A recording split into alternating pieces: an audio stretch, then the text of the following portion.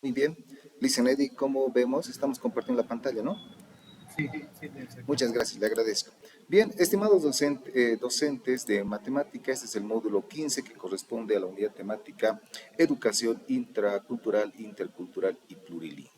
Tenemos 4 unidades temáticas que vamos a ir desarrollando desde una perspectiva más problematizadora y sobre todo de una analogía entre nuestras realidades pedagógicas y las realidades epistemológicas que actualmente ustedes están desarrollando a lo largo de las unidades correspondientemente. Les presento acá la unidad temática con su primer tema que corresponde a la pluralidad cultural, el diálogo y cosmovisiones.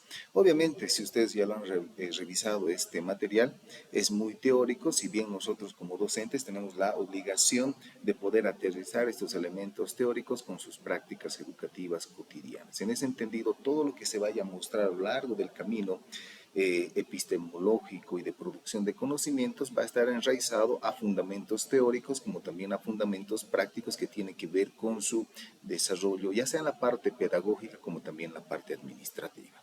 En ese entendido les voy a presentar un material que nos va a poder servir para poder comprender esto, lo que corresponde al pluralismo cultural, qué significa, cómo se desarrolla y cuáles son los fundamentos que desarrolla nuestro modelo educativo sociocomunitario productivo. Creo que alguien está en la sala. La verdad, después de iniciar no suelo admitir, sin embargo, vamos a hacer, al ser nuestra primera clase.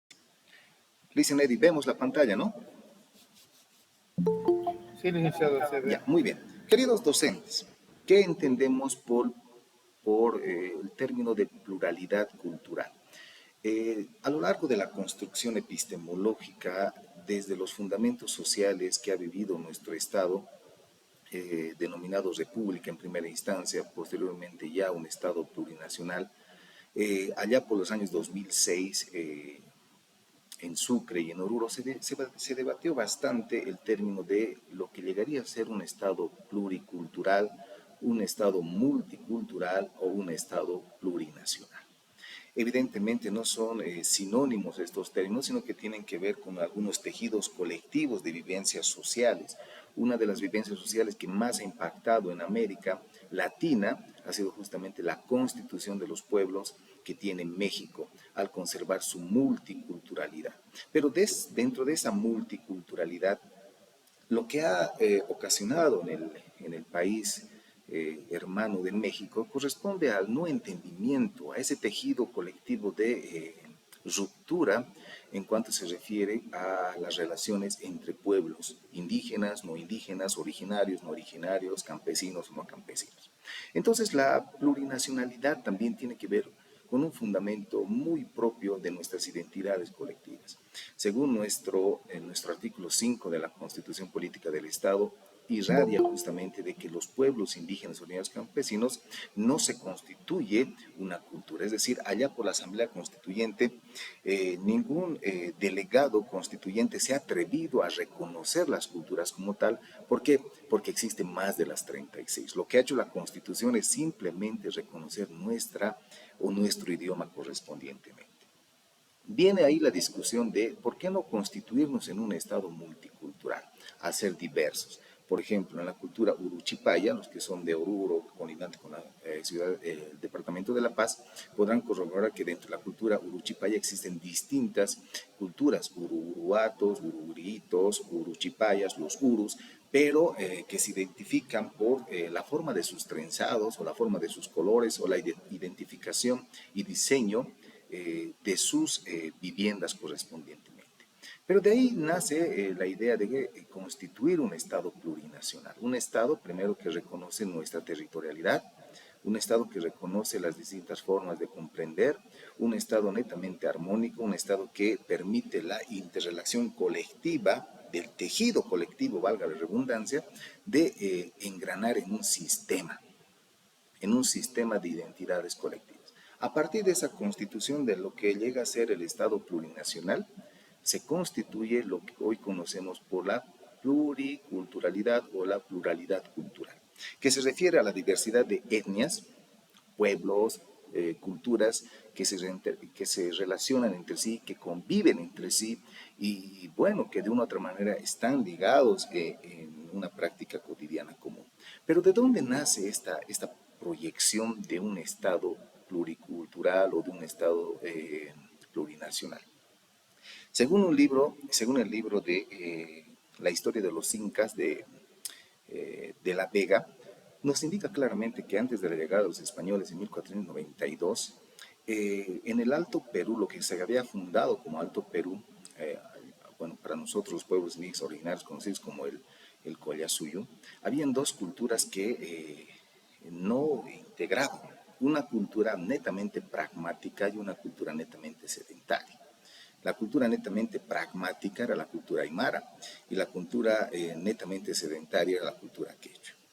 Que de una u otra forma, según el libro de los incas, una traiciona a la otra y por un principio ético, yo sé que aquí están distintos participantes de La Paz, de los valles y todo aquello, sería bueno revisar el libro de los incas para que también a partir de el área que dictan ustedes, que desarrollan ustedes, que es la matemática, puedan comprender también los verdaderos sentidos, más allá de que, si bien no había la moneda, pero había un fenómeno netamente comercial que tiene que ver con la matemática, el trueque, ¿no? Y cómo una cultura traiciona a la otra, cómo una se vuelve el enemigo de mi enemigo, es mi amigo, bajo esa perspectiva de ideología occidental.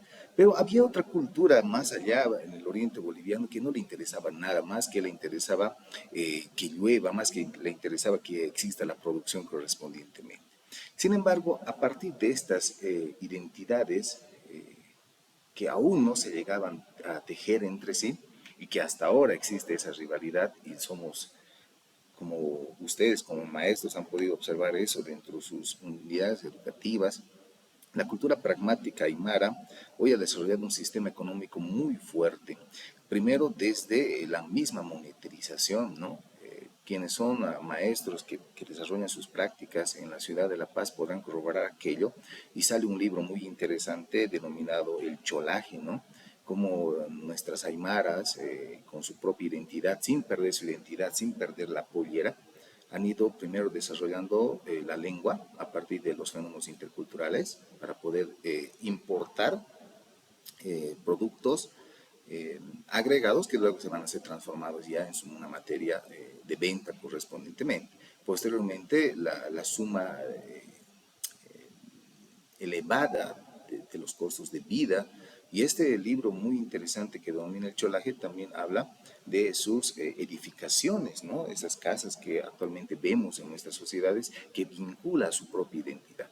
Pero recordemos a una cultura aymara, una cultura aún oculta, a una cultura no pragmática, me atrevo a decir aún sedentaria, porque lo que ha hecho simplemente es situarse en escenarios donde quizás la población de urbe, esa población que estaba en crecimiento social, no alcance a sus mismos ritmos de vida. Es por eso que la cultura quechua ha alcanzado distintos escenarios geográficos a más de 3.000 metros sobre el nivel del mar, posicionándose ahí sus formas de vida y todo aquello, ¿no? Hacerles entender eso a los mismos estudiantes, ¿no? Sobre ¿por qué nuestras culturas quechua, por lo menos el 60 o 70% a comparación de la aymara, que también tiene valles, han escapado a estos lugares fríos, muy rocosos, donde carece la producción con el fin de, primero, precautelar su identidad, segundo, precautelar su vida y esa herencia colonial aún sigue persistiendo. Sin embargo, el término de pluralidad cultural tiene que ver eso, de qué manera desde las distintas materias que se desarrollan ya en nuestras prácticas educativas, en las escuelas o en las unidades educativas, en las universidades, tiene que engranar, no solamente desde la matemática, sino también desde el conocer los fenómenos que irradian en esta ruptura que actualmente estamos viviendo. En el texto también nos habla del pluralismo cultural que se opone a cualquier acto de discriminación, racismo y de discriminación, podemos aumentar ahí, bajo existencias que desarrollan su propia práctica social y territorial en un estado determinado de los mismos pueblos. Es por eso que, de una u otra forma, desde nuestras áreas, bueno, ustedes especialistas en un área correspondientemente, tiene que haber esta potenciación y canalización. Las teorías de la potenciación y canalización no solamente son teorías sociológicas, sino que tienen que ver también con direccionar nuestras formas prácticas y nuestras formas cotidianas de nuestra vida. Si bien nos vamos a determinar un territorio como tal, identitario, como un territorio autóctono, un territorio dado entre sí, tendríamos que ver también que hoy estos pueblos actualmente ya promuevan no solamente una economía, sino también sean autodependientes. Alguien decía este último, en una encuesta correspondientemente, le consultaron a un productor de papa que exportaba, ¿no?, toda su papayera del norte Potosí. No sé si alguien conoce la comunidad de Rabel o Antora, si no me equivoco, en la cual exportaba su papa, y en una entrevista le dice: ¿qué exportas? ¿Tú exportas para consumir primero o para vender? Bueno, entonces ahí él dice: todo lo mejor se va a la venta y todo lo peor se va para el consumo, ¿no? Y eso es diferente. Si nosotros escuchamos a los estudiantes, tanto universitarios como también a los estudiantes de las escuelas, cuando migran a Chile, por ejemplo, se van a temporadas de la cosecha, a lucrar y todo aquello, el pago es por canastas cosechadas correspondientemente. Lo que hacen allá las hectáreas que diseñan están en base a las políticas chilenas. Lo mejor se queda en Chile y el resto sale a exportación, ¿no? Y alguien decía, ¿no?, lo peorcito entra a Bolivia. Entonces, ahí ya desde nuestra escuela jugar con esto de la producción, que no solamente desde la matemática debe ser numérica, sino también debe ser el tema de emprendimientos productivos, el tema de marketing, el tema de promocionar. Actualmente, si bien estos últimos días o años ustedes han visto en Santa Cruz diferentes TikTokers que están promocionando ventas por estos medios, no han perdido su identidad como tal, pero un economista mencionaba de que hay mayor demanda de productos. O sea, estamos hablando de demanda de productos que de demanda de consumidores. En otras palabras, nos dicen que hay más vendedores que compradores, pero esa figura tenemos que ir adecuándolo desde nuestra propia cultura como tal y desde nuestra pluralidad cultural. Asimismo, tenemos que ver que desde la pluralidad cultural existen dos categorías que nos van a ir fundamentando el sentido que tiene esta. Primero, la libre expresión.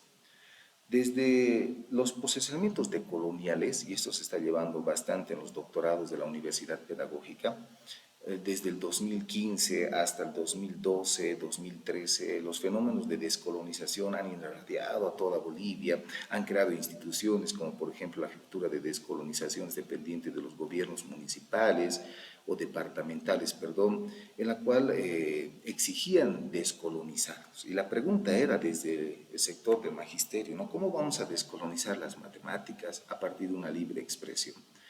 No se trata de inventarnos números, no se trata de aumentar números, sino de generar una diferenciación de nuestro quehacer cotidiano social. Por ejemplo, en un taller decían un profesor de matemática que había estudiado ciencias puras en Potosí. No sé si hay alguien de Potosí. En la parte de complementación vamos a ir dialogando un poco. En la Universidad Tomás Frías, hasta los años 90, hasta los años 2000 incluso, se titulaban como licenciados en matemáticas, ciencias puras, algo así. Vi títulos correspondientemente a aquello, ¿no? Y en una entrevista uno de estos egresados de la Tomás Frías mencionaba lo siguiente, ¿no? Y preguntó a un maestro: ¿cuál es la diferencia en enseñar matemática a enseñar a los estudiantes a ser matemáticos? O sea, nos permite eso nuestra libertad de expresión, porque generalmente 2 más 2 es 4, pero si cuestionamos ese 2 más 2 más 4, puede ser que se genere otro tipo de resultados correspondientemente. Y un poco me llamó la atención cuando este docente indicó aquello, ¿no?, que la Universidad Tomás Frías solamente enseñaba a matemáticas, pero descuidó un lado muy importante, el lado de enseñar a los estudiantes a ser matemáticos. En ese entendido, dicen, Eddie, a ver, un comentario, por favor, usted es especialista en mate, ¿será que podemos encontrar una diferenciación? Yo le pediría que sea corto en la intervención, que manifieste con algunas ideas claves y precisas. ¿Dónde está la diferencia en enseñar matemática o enseñar a los estudiantes a ser matemáticos? Tiene la palabra. Licenciado, bien, un poquito. Comprendiendo lo que se pregunta, me parece que la universidad enseña, ¿no? a la parte científica, mientras que las normales o las unidades educativas enseñan más a cómo poder aplicarlo cotidianamente, ¿no? Porque creo que en la universidad enseña hasta su demostración, en la parte de un punto, de dónde y por qué, mientras que en las unidades educativas enseñan a utilizarlo en su contexto, me parece. Muy bien. Lo que realmente ahora se van con esa inquietud epistemológica es ver qué realmente han hecho ustedes como maestros especialistas en el área, enseñar matemática o enseñar a los estudiantes a ser matemáticos. Y ahí parte nuestra otra categoría, el derecho del estudiante a expresar de manera clara su forma de vivir, pensar y actuar. Por ejemplo, a mí me han enseñado que el padre del pi r 2 es Pitágoras. Y si no me recuerdo, el pi r 2 es una fórmula que determina radios y todo aquello. Pero si nosotros especulamos un poco más antes de nuestra historia, sin ir muy lejos, ¿no? El templete de Calasasaya o el templete de las cabezas clavadas, donde se encuentra, creo que es Pumapunku, no estoy muy seguro, no soy de La Paz, pero a ver si alguien nos corrige. Ahí podemos ver si existe una fórmula del pi r 2 en esas infraestructuras, o en nuestra misma Puerta del Sol como tal. Desde el ámbito de las ciencias sociales nos han dicho, ¿no? En el libro, miren, ese libro que se publicó en 1828, cuando nosotros aquí en 1825 recién nos estábamos queriendo independizar, el primer borrador del Acta de Independencia y todo aquello, pero ya en Europa sus mismas formas evolucionadas de desarrollo social, porque han mandado lo peor a este lado del continente, no estamos en una equivalencia social, ha hecho de que nos han impuesto pues este libro de la teoría de las especies como tal en 1828 o 26, cuando Charles Darwin dice, ¿no?, de que nosotros hemos nacido de un óvulo acuático, hemos ido mutando hasta llegar a la humanidad. Pero, ¿qué acaso en nuestra Puerta del Sol no podemos identificar esa evolución como tal? En las pirámides egipcias no se han encontrado también esos fenómenos. ¿Por qué siempre hemos pensado de que el pensamiento occidental es un pensamiento que no se discute, es un pensamiento que tiene una jerarquía social? No, entonces desde las matemáticas también tenemos que hacer aquello. Esta tarde estaba buscando un video que lo vi hace 10 años atrás, es de un maestro en el área rural donde enseñaba matemáticas con brazadas. No lo he podido encontrar, pero voy a hacer la tarea correspondiente para mandarles al grupo. Es un video muy interesante, cómo enseña matemáticas desde la cosecha, desde las brazadas correspondientemente, desde el corte de las telas para hacer sus banderas para un himno nacional y todo aquello.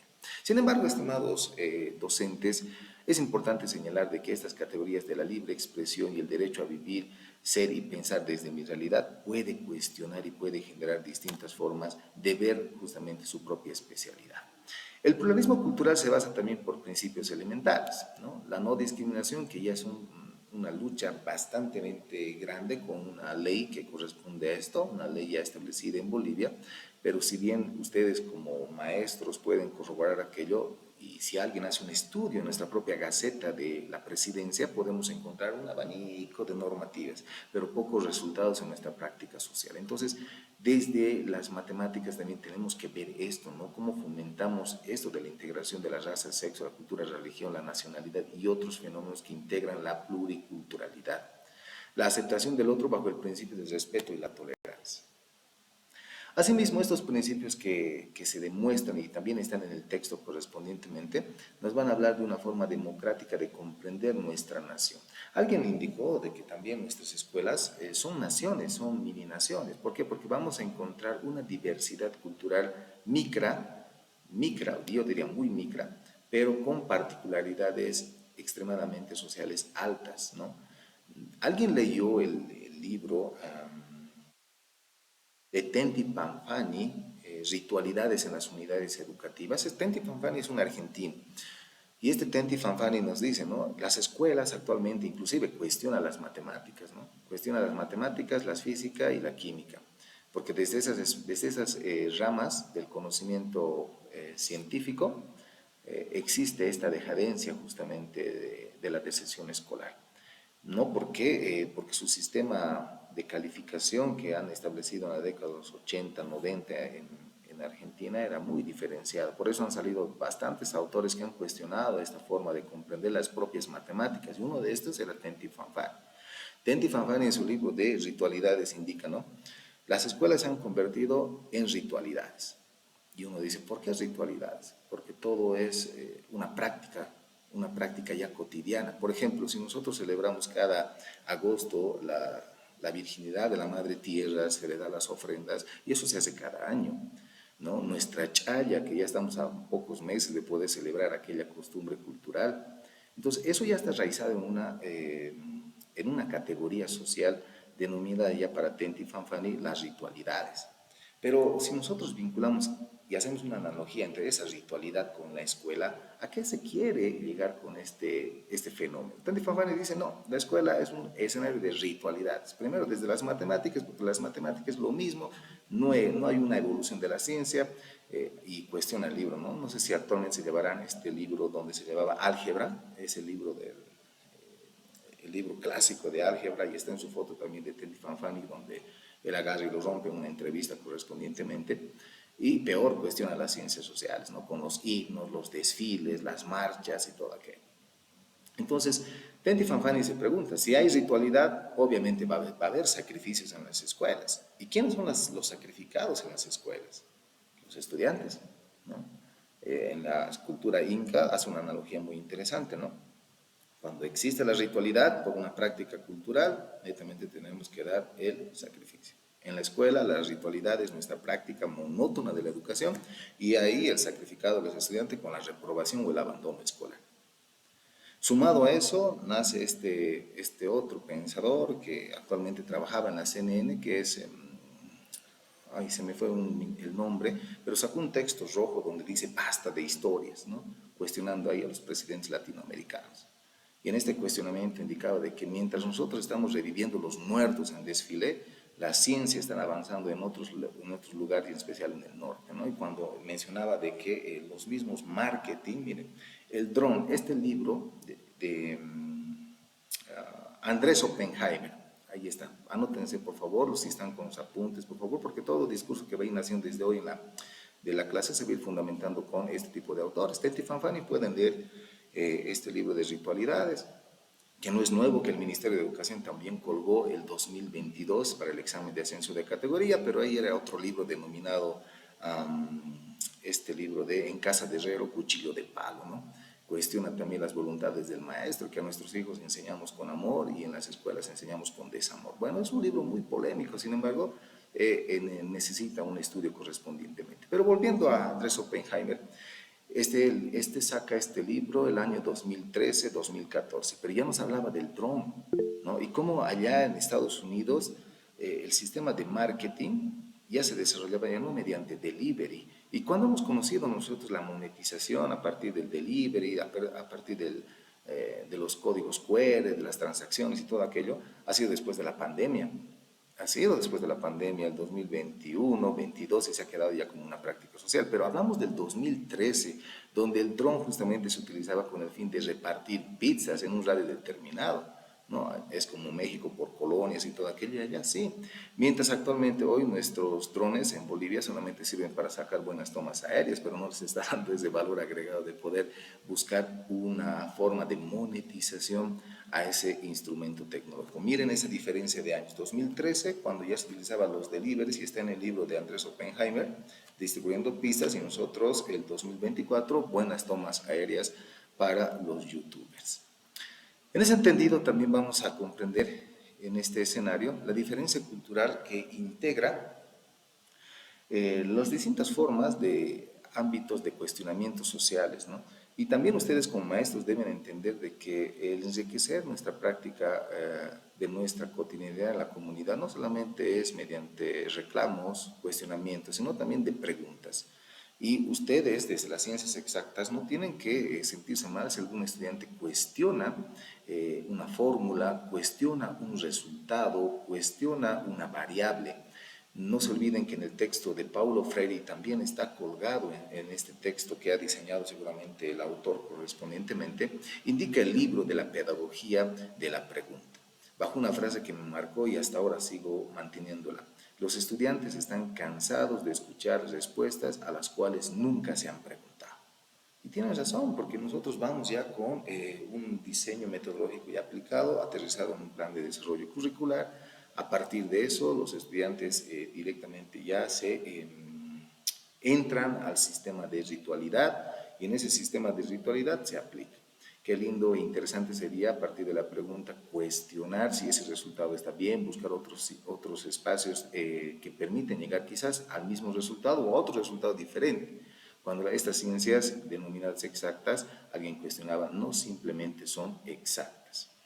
Este estadounidense hablaba de la resignificación de las cosas, pero no solamente la resignificación literaria, buscar y cuestionar los sentidos de las palabras, sino también buscar y cuestionar los sentidos de los números. Entonces hay que atrevernos a eso, estimados docentes, con el fin de ver no solamente el pluralismo cultural como un escenario sociológico, sino también como un escenario pedagógico. Como este pluralismo cultural que integra distintas formas de vida, que van los estudiantes con distintas particularidades sociales y se integran y desde ahí nace esta pluriculturalidad. Y esta pluriculturalidad también tiene que estar vinculada a lo que habíamos mencionado hace ese instante con el tema de cuestionar, develar, desnudar. Pablo Freire decía, ¿será que existe más de un maestro en el aula? ¿Será que existe más de 2 o 3 estudiantes en el aula? Y ahí nace esta práctica que él desarrolló ya en las favelas, allá por los años 80, en Brasil ya mayor, ¿no? En los años 80, cuando ya él luchó bastante por los programas de alfabetización, en la cual indicaba que la escuela popular, la escuela liberadora, debe tener un complemento dual, una dualidad, es decir, enseñar con 2 maestros de matemáticas, enseñar con 2 maestros de ciencias sociales, porque ese conocimiento de un maestro está monopolizando, está vaciando la información a embudos que simplemente son receptores. Pero si existe 2 maestros de matemáticas, a partir de un diálogo común, y la unidad temática 2 es el diálogo, que lo vamos a ver más adelante, se puede integrar la pluralidad del conocimiento. Qué interesante, ¿no? Lo que nos dice Paulo Freire en esto de la dualidad de conocimientos.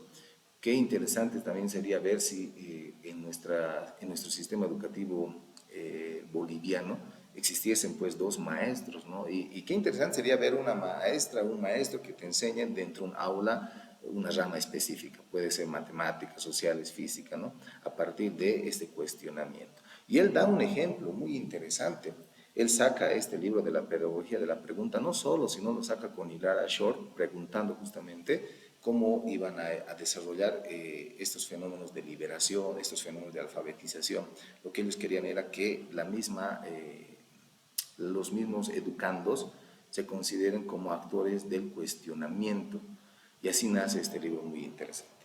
Hasta ahí, estimados docentes, ¿tuvieran alguna duda, un aporte, un cuestionamiento, una pregunta para poder resolver? Tienen la palabra.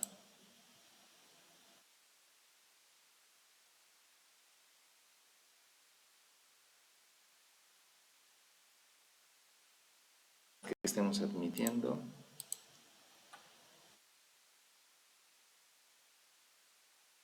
¿Está bien? Dicen Andrés. Dice, buenas noches. ¿Cómo está, estimado? Mucho gusto. ¿Qué le ha Buenas parecido la noches. primera unidad temática? No unidad temática. El primer tema de la unidad temática, porque tenemos 2 más esta noche. Eh, muy bonito esto, Lice, porque yo acá trabajo en el departamento del Beni, en que yo soy de La Paz y estudié allá y bueno, pues aquí estoy 10 años ya trabajando, entonces, bueno, se evidencia acá, ¿no? La pluriculturalidad, porque acá más que todo en la ciudad Trinidad somos maestros y estudiantes, son de diferentes departamentos, ¿no? No es solamente los bolivianos.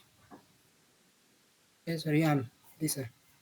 Ya, mire, lo que usted me indica, estimado Licen Andrés, y perdón que le tuté, es muy interesante porque hasta en nosotros, y vamos a ver en el tema 3 la filosofía de nosotros, generamos esa migración laboral a escenarios desconocidos. Y eso es lo que ustedes están desarrollando en su producto académico de transformación, al ser y considerarse visitantes en escenarios educativos para no interrumpir una forma de vida. Al decir interrumpir una forma de vida, no me refiero a que los pueblos están enclaustrados o son pueblos no contactados, ¿no? Sino que ellos tienen su forma de vida, su propia lengua, su propia costumbre, en la cual nosotros como visitantes ingresamos y nos adecuamos. Eso es lo que hace enriquecer nuestras prácticas educativas a partir de ese diálogo de la diversidad cultural. A ver, dicen Elizabeth Quispe.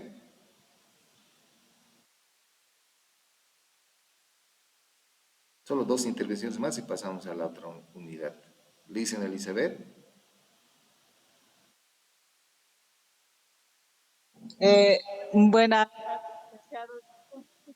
¿Cómo está? Estaba en una evaluación, licenciado, recién estoy viendo, pero estoy escuchando el contenido.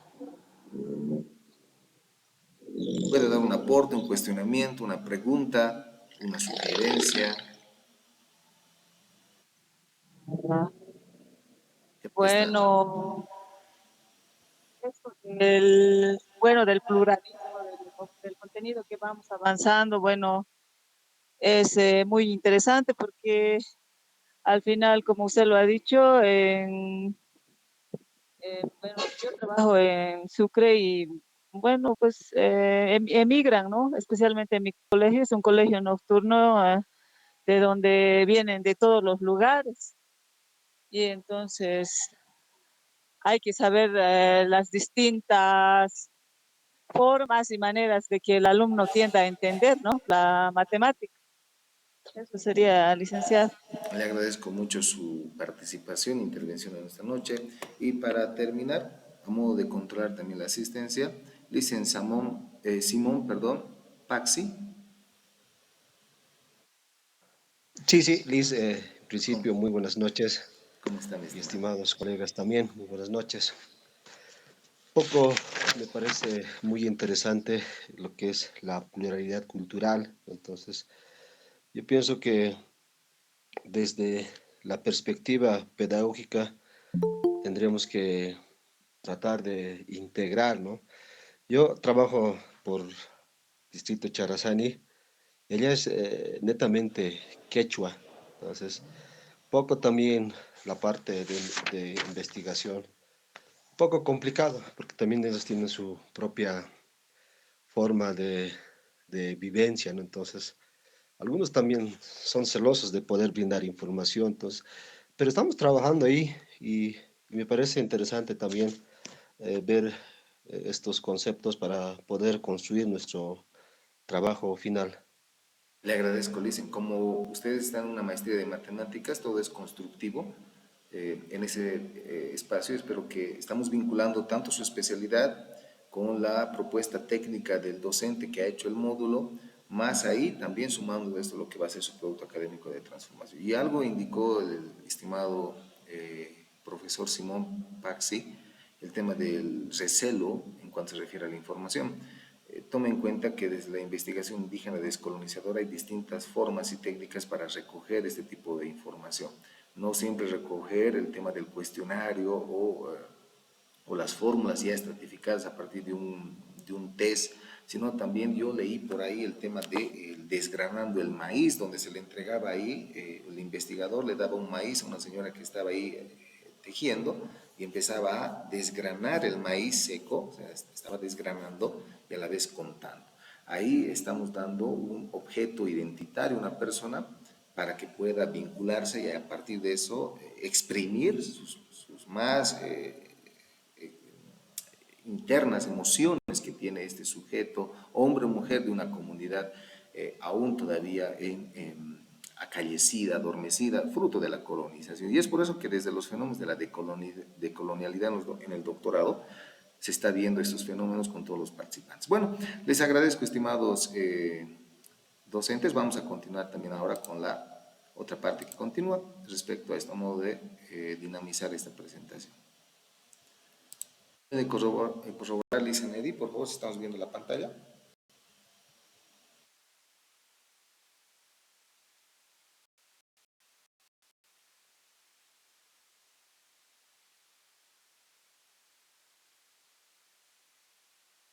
Docente, se puede observar la pantalla, ¿no? Diálogo y praxis.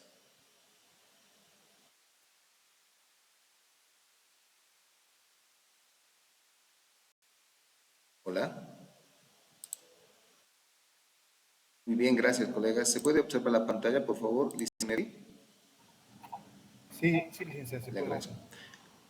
Le agradezco las intervenciones a ambos maestros con el fin de poder dinamizar esto de lo que ha sido nuestra experiencia, su misma experiencia que ustedes están desarrollando en su desarrollo de construcción de su maestría. Bueno, si ustedes hacen la lectura cotidiana del texto, vamos a encontrar como el primero la pluralidad cultural y segundo, en una categoría está diálogo y praxis, ¿no? Entonces, ¿qué entendemos por diálogo y praxis dentro de nuestra práctica educativa? Es una aproximación al conocimiento pedagógico, obviamente, eso es lo que ha establecido Paulo Freire, pero acá vamos a ir jugando un poco con la filosofía. El diálogo siempre ha existido entre actores educativos, ¿no? No sé si ustedes han formado el lenguaje donde decía el emisor, receptor, ¿se acuerdan de esa parte, no? El que emite, el que recibe. Después se ha cuestionado eso y decía, no puede haber un emisor, un receptor. Tiene que haber un intermediario, alguien que procese la información y ahí aumentaron el tema del perceptor, ¿no? Emisor, perceptor y receptor. Pero también se ha cuestionado aquello, y mejor lo pongamos como un diálogo, ¿no? Y el diálogo es un fenómeno que involucra distintos elementos de comunicación, visuales, gestuales, con signos de comunicación y todo aquello, pero también tiene que ver con una praxis. No es como en el matrimonio, ¿no? Te cuestionan, te gritan, te provocan, pero si no existe esta transformación, que praxis desde Paulo Freire significa transformar, no puede haber un diálogo productivo. Entonces, Paulo Freire vincula lo que es el diálogo con lo que llega a ser la praxis de transformación. En ese entendido, el diálogo tiene que ver con dos interrogantes importantes, ¿no? Emerge como una inexistencia interrogativa y comprometida de la lectura problematizadora de la realidad. A ver, estimados docentes, ustedes pueden mencionarme algún autor, porque sobre todo son de matemáticas, ¿no? Y en el tema de las matemáticas se tiene que ver esto de los emprendimientos productivos, los bachilleratos técnicos humanísticos que se desarrollan, y sobre todo en la educación alternativa con los proyectos de vida, que netamente son numéricos. Este último hemos participado en unas defensas que nos invitaron en la educación alternativa, donde pudimos revisar sus trabajos, y en uno de sus trabajos decía, ¿no? Costos de venta, costos de materiales y todo aquello, tiempos, resultados, manos de obra, ganancias por día. Pero esto se da a partir de qué? De una problematización de nuestra realidad. Queridos docentes, a ver, con el fin de poder ganar puntitos, ¿algún docente que haya leído, algún autor que hable de problematización? Problematizamos nuestra realidad educativa. A ver, ¿alguien? A la cuenta de tres. Si no, ya deben estar activando el chat GPT.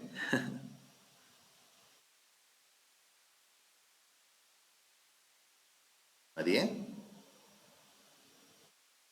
un autor que hable de problematización, que ustedes deben enseñar a partir de la problematización de la realidad educativa. ¿Cómo problematizamos?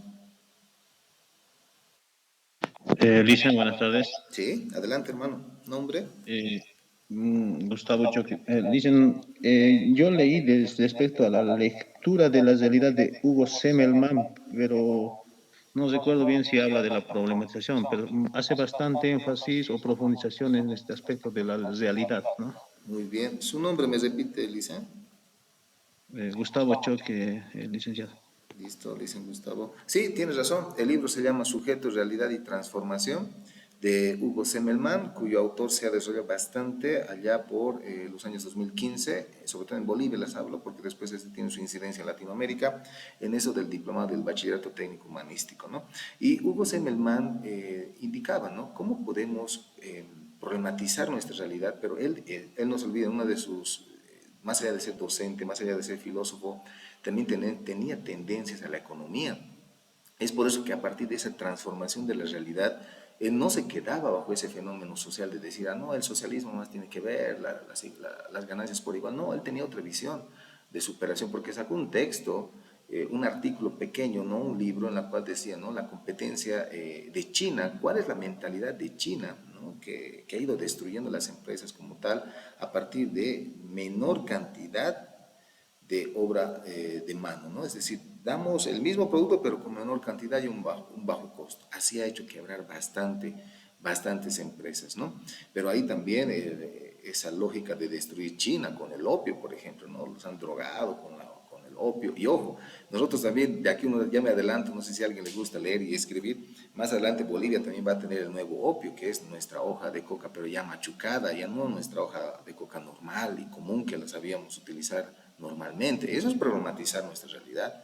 Cuando ustedes, me imagino, en sus primeros años han debido conocer provincia, área rural y todo aquello, saludaban al comunero de su escuela y lo primero que él agarraba era una bolsita de pil volcada, no sé si se acuerdan, una bolsa de pil volcada y ahí estaba la hoja milenaria, esa hoja pequeña, esa hoja degustativa, esa hoja que se ponía a la boca, se sacaba la colilla, se pensaba, se persinaba y bueno, qué sé yo, ¿no? Entonces, pero hoy no, hoy se ha materializado esta situación, pero yo temo que se vuelva a construir o constituir como lo que les pasó a los chinos y China va a ser la primera potencia mundial de todo esto, lo que conocemos como tierra, si no hubiese sido por el opio, ¿no? De todas formas, le agradezco, estimado. Nosotros hemos visto y se ha comprendido esto de lo que ha sido comprender nuestra realidad a partir del cuestionamiento. Hoy, si no hubiéramos leído esta realidad, no estaríamos hablando de innovaciones educativas, no estaríamos hablando de proyectos innovadores, no estaríamos hablando de emprendedurismo, no estaríamos hablando de proyectos de vida que netamente son económicos, ¿no? Y que hoy deben ser ya parte de este diálogo. Por eso habíamos puesto un principio y está en su texto, este diálogo, cómo nace este diálogo, cómo se genera este diálogo. El diálogo no solamente es lineal, sino también es discursivo.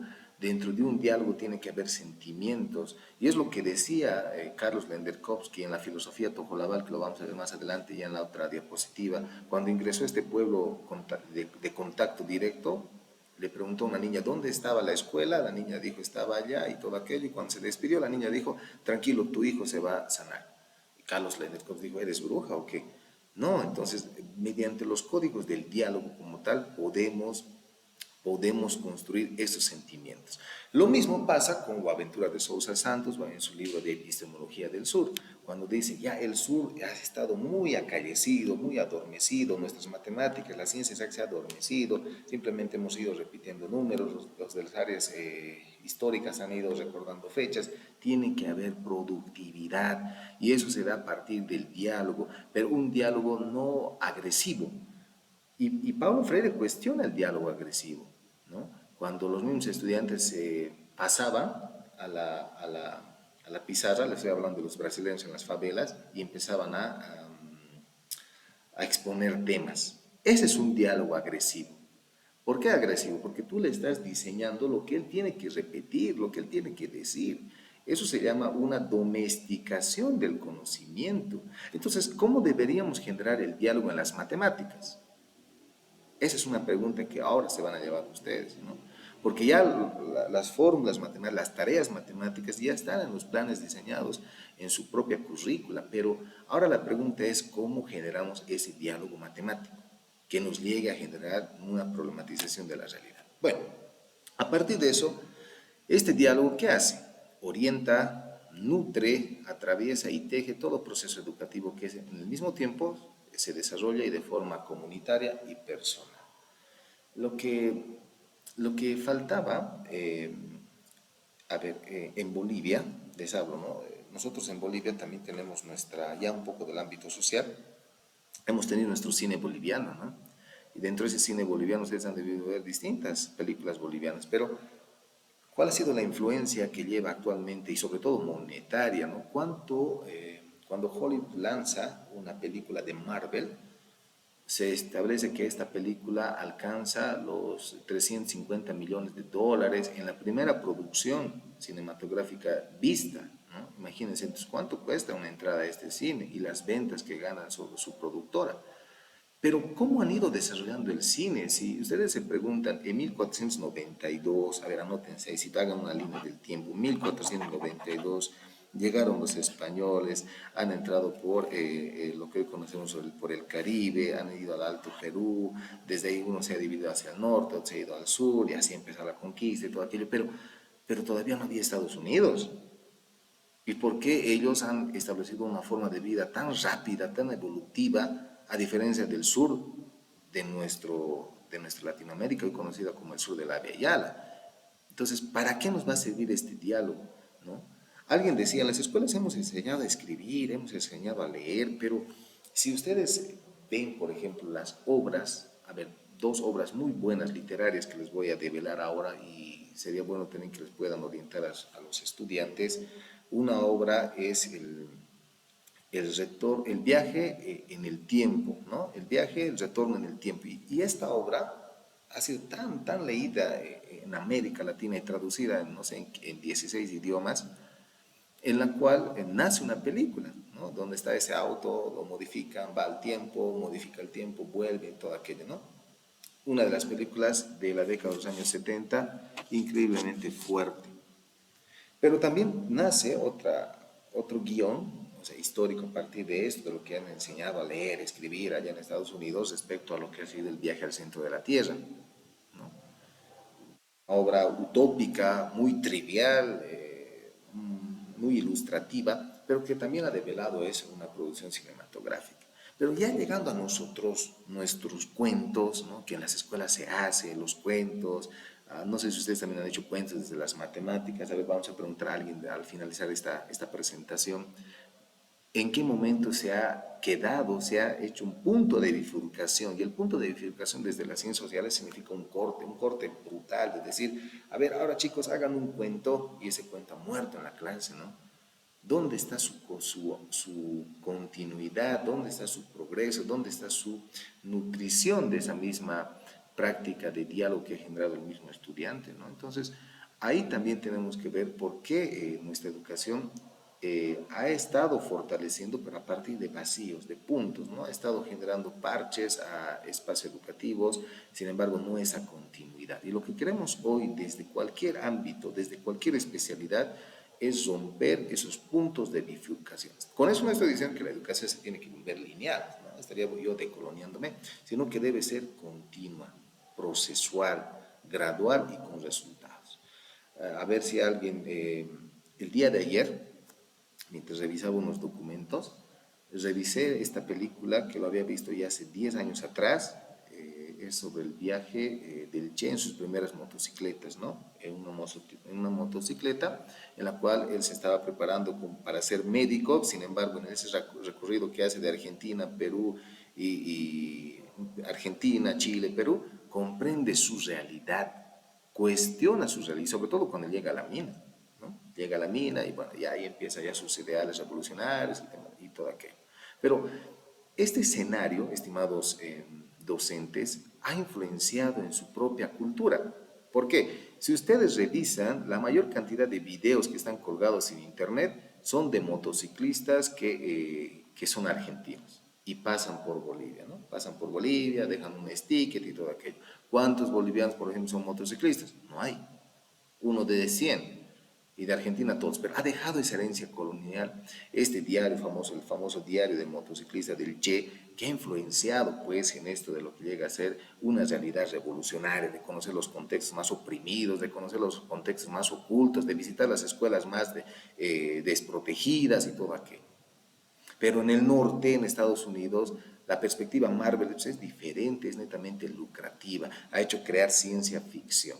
En ese entendido, estimados docentes, tenemos que ver que el diálogo que se vaya a promover desde las matemáticas tiene que tener este efecto netamente económico, sí lucrativo, pero ese lucrativo también tiene que ser comunitario, ¿no?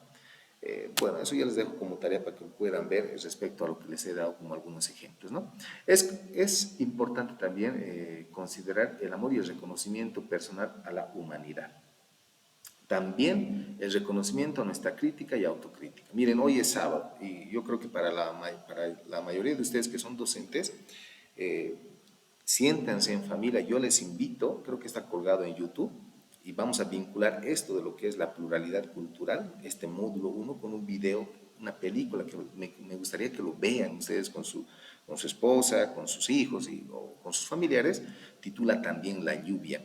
Es una película que se ha filmado en Bolivia en el año 2002, justamente por unos españoles que vienen aquí a reconstruir lo que ha sido el año 1492, la llegada de los españoles, pero justamente llegan a Cochabamba en un escenario donde allá por los años 2000 estaba viviendo la guerra del agua. Imagínense, ¿cuál ha sido la impresión para estos visitantes? Así como hace rato el colega decía, no, yo soy de La Paz, trabajo en el Beni, pero ¿cuál ha sido la reacción cultural de estos visitantes al hacer esta analogía de comparar que en 1492 llegaron los españoles y un 2002 la realidad es la misma, solo hemos cambiado de vestimenta y se han construido casas? Entonces, ¿qué está pasando entonces en nuestra educación? ¿Quiénes somos los consecuentes? ¿Quiénes transformamos? ¿La escuela, la sociedad, la religión, la política? Entonces, cada uno tiene un aporte correspondientemente. Nuestra escuela, la conciencia social. Y desde matemáticas también tiene que haber una conciencia social, ¿no? A ver, en este sentido se materializa no solo es el decir, sino también es el hacer. Y eso es lo que faltaba, ¿no? En el Profocon. No sé si han hecho ustedes el Profocon. En los primeros años el Profocon era muy discursivo, muy romántico, pero tenía muchos fundamentos políticos, muchos fundamentos ideológicos y sobre todo pedagógicos.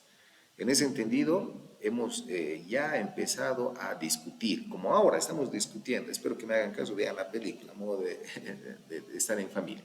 Y el hacer tiene que ser nuestra práctica. Desde las matemáticas yo les felicito, estimados docentes, su contribución es increíble.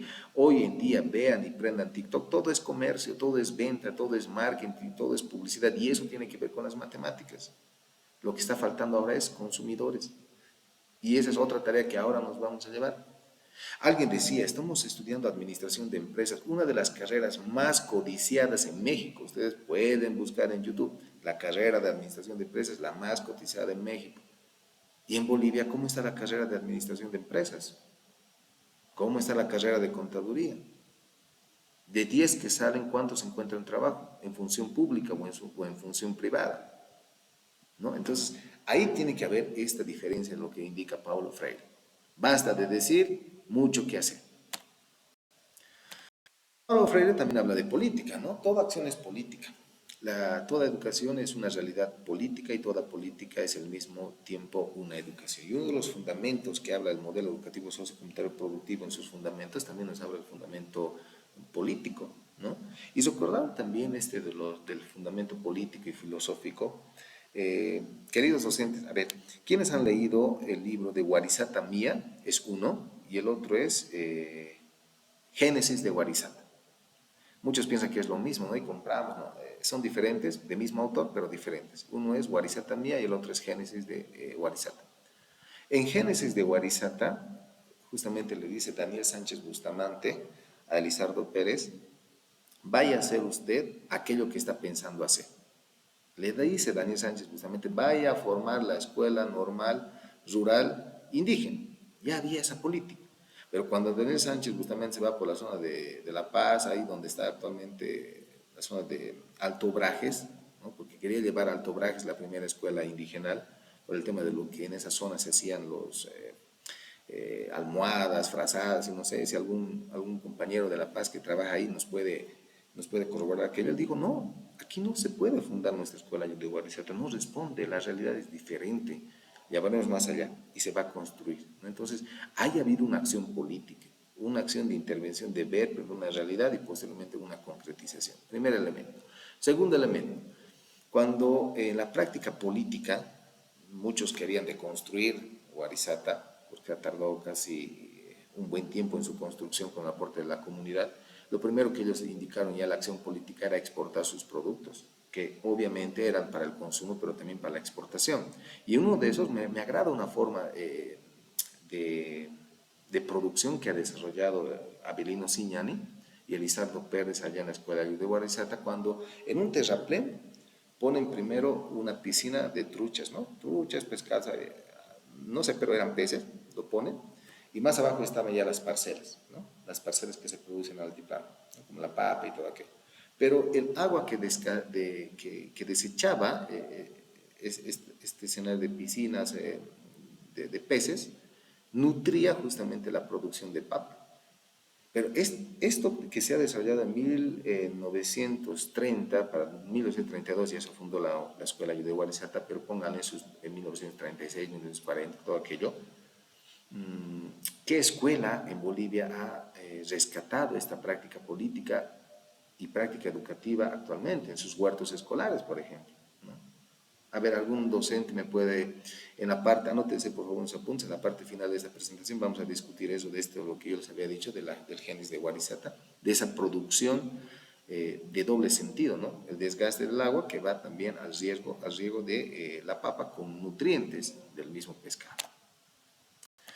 Esta acción política también tiene que ver con la cuestión de transformar las dificultades en posibilidades. Y Paulo Freire ha sido un enorme pedagógico que ha generado políticas educativas, sobre todo en la lucha de la alfabetización. Y esta lucha de alfabetización también ha sido muy cuestionada. No se olviden, ante toda teoría, todo es cuestionable. Alguien decía, ¿por qué Paulo Freire se atreve a hablar de alfabetización en Latinoamérica? Y eso lo dijo Eduardo Galeano, más adelante, ya en sus últimos años de vida. Eduardo Galeano dijo, no, Paulo Freire se equivocó, porque él habló de alfabetización. Lo que necesitamos en Latinoamérica es desalfabetizarnos. No queremos que nos enseñen el abecedario, queremos que todos nos alfabeticemos. Y eso es lo que es una acción política, ¿no? Por eso, en la dogmática que ustedes desarrollan en sus escenarios educativos, en sus cátedras como tal, tiene que haber este fundamento político. Pero este fundamento político con dos componentes, el de cuestionar y el de proponer. Por eso Eduardo Galeano le dijo, Pablo Freire, te equivocaste, ¿no? En una conferencia de prensa.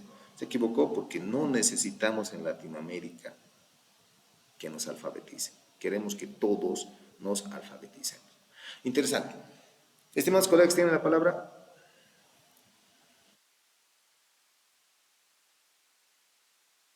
Hola.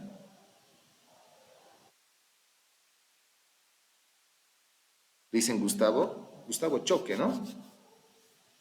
Sí, buenas tardes. ¿Cómo está, Lisa? A ver, ¿qué podemos rescatar de esas diapositivas, sobre todo desde su especialidad? Lisa, yo también me gustaría aprender, porque usted es un especialista en matemáticas, ¿no? A ver, se ha desarrollado ideas fuertes que pueden ser discutidos en este espacio a partir de un diálogo, ¿le parece? A ver, Lisa, Gustavo tiene la palabra. Sí, dicen, en principio creo que para poder abordar esas temáticas, primero uno mismo tiene que descolonizarse, ¿no? Es lo que nos han, pues, bastante, podemos decir, orientado, ¿no? Porque para un profesor de matemática es complicado, ¿no? Eh, aceptar, digamos, vamos a decir, o romper esa estructura que se le da, porque a uno lo enseñan también, pues, a todo ese proceso sistemático, ¿no? De demostración, de validación, el método científico, etcétera, etcétera. Y bueno, ese es el aspecto principal, el más difícil, ¿no? Para nosotros los maestros, al menos para mí eso es lo que más me cuesta. Aún así, eh, con base a la reflexión, ¿no? Con base también a la lectura, y creo bastante reflexión, ¿no? Filosófica, vamos a decir, pues se puede, no es que no, pero es costoso, dice, ¿no? Al menos eso me sucede a mí, es costoso el romper esas estructuras que tenemos nosotros, porque también tenemos una especie de colonialidad, ¿no? En nuestras prácticas educativas seguimos siendo absorbidos, ¿no? Por prácticas coloniales, vamos a decir, que nos van como, como absorbiendo, ¿no? Absorbiendo nuestra forma de ser y demás. Y entonces, se sigue reproduciendo estas prácticas y por eso también, como usted indicaba, la educación sigue siendo de ritualidades y demás. Le dicen, Gustavo, hagamos la praxis, de la praxis el diálogo. En el libro Génesis de Warisatán nos habla, ¿no? De esa piscina. No sé si me corrijo, no comprendo esos términos. Esa piscina, pero con crianza de peces, y cuando cambiaban el agua, esa agua que se estaba desechando iba directamente hacia nuestras parcelas de papa. ¿Qué le parece esa idea? ¿Dará? ¿Dónde trabaja usted primero, dicen Gustavo? A ver, ¿dónde trabaja? Contexto, realidad. Área rural de Cochabamba, más o menos una referencia es la represa Misicuni de Cochabamba. Es valle. Ah, no, Eh, no, más- no, no creo que sea valle, ¿no? Si es represa, no. no, es como una especie de altiplano, Altiplano. pero tipo Sí. un valle alto, pero bueno, más o menos una idea así. Ya, imagínense, nos hacemos esa piscina como, vamos a rescatar las prácticas de Guarizata en su PSP al año, no sé, algo vamos a hacer para esto. ¿Conoce usted vacas? Sí, sí, dicen, yo Ya, estudié ahí, ya, yo mi fui a formación. la ESFEN de vacas hace unos 8 años atrás, en un festival, cuando estábamos allá de docentes, y comí algo. ¿Qué venden ahí? A ver, son truchas, ancas, PGRI. pejerrey. Ya, eso se cría, pero en pozas. Sí, hay crianza y también las mismas lagunas existen, ¿no? ¿Será que da? ¿Será que da? ¿Será que realmente el libro de Genes de Guarizata tiene razón? A ver, nos hacemos nuestras cositas ahí con espejerrey, cuando cambiamos el agua o damos otro tipo de alimentos, eso va a ir a nuestras lechugas, eso va a ir a nuestra papa. ¿Dará? Así, a un cálculo rápido es viable, ¿no? Es decir, no soy especialista en esta parte, pero así me imagino que sí, porque no parece tan complicado. Ninguna escuela he visto yo que hayan hecho eso y sobre todo cuando el libro de Génesis estaba vivo, esos tiempos cuando realizamos el modelo y todo aquello. ¿No? Pero sería una propuesta de poderlo llevar ya en otros ámbitos, el tema de ver cómo podemos hacer algo más productivo y sobre todo innovador. Como por ejemplo, yo les cuento este último, ¿no? Acá por Chuquisaca, en un distrito en el área rural, se han vuelto absolutamente productores del pacú, pero netamente productores. Quitaban Lisa en Gustavo a tu región de Cochabamba, traían pacú, ¿ya? Pero ahora no, se han vuelto productores de pacú, era una carrera de educación alternativa, empezaban a hacer su pacú, comercializaban parrilladas y comercializaban en el municipio de Sucre, llevaban a vender a un bajo costo, fresco, y a la gente le cuento que iba ahí por el tema de decir pescado, pacú del valle, fresco y todo aquello, ¿no? Entonces con promoción y todo aquello. Eso es lo que se quiere. ¿Alguna escuela ha vendido, no ha vendido? No, porque deben ser procesados por su resolución 21-24-14, por la normativa, ¿no? Que está prohibido lucrar en las unidades educativas. Pero es que más allá de lucrar, también tenemos que enseñar a los estudiantes a cómo ellos van a entrar en el ritmo social de la supervivencia, ¿no? Y manejamos este término de la supervivencia actualmente porque todo es una supervivencia social. Necesariamente todo tiene que ver con la economía. Si no hay economía, no hay un movimiento social. Gracias, Licen Gustavo, por ese diálogo. A ver, ¿alguien más? Licen Soledad, Reques, ¿me escucha? Licen Soledad,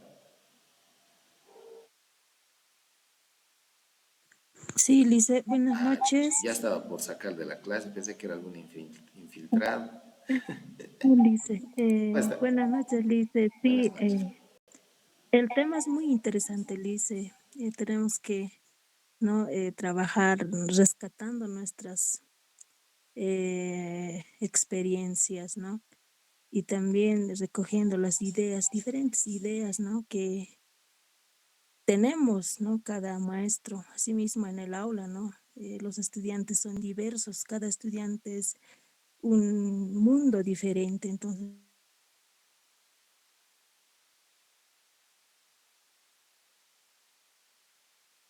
Dicen más fuerte.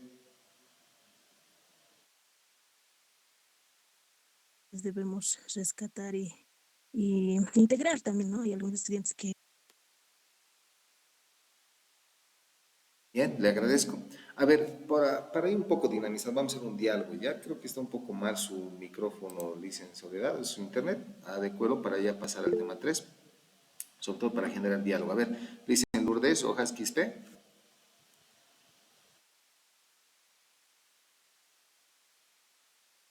Dicen Lourdes, Rojas, Quispe. Aló, sí, ¿Cómo está? licenciado, buenas noches. ¿Le parece si generamos un diálogo como la práctica nos pide? Sí, licenciado. Dicen por ahí que la matemática empieza con la suma, porque es lo primero que se enseña a los estudiantes en el nivel primario. Y dice que desde las ciencias sociales, lo primero, el camino se hace al andar. ¿Qué tal cierto es eso? Em, considero ¿Por qué que en primaria enseñan primero la suma? mm,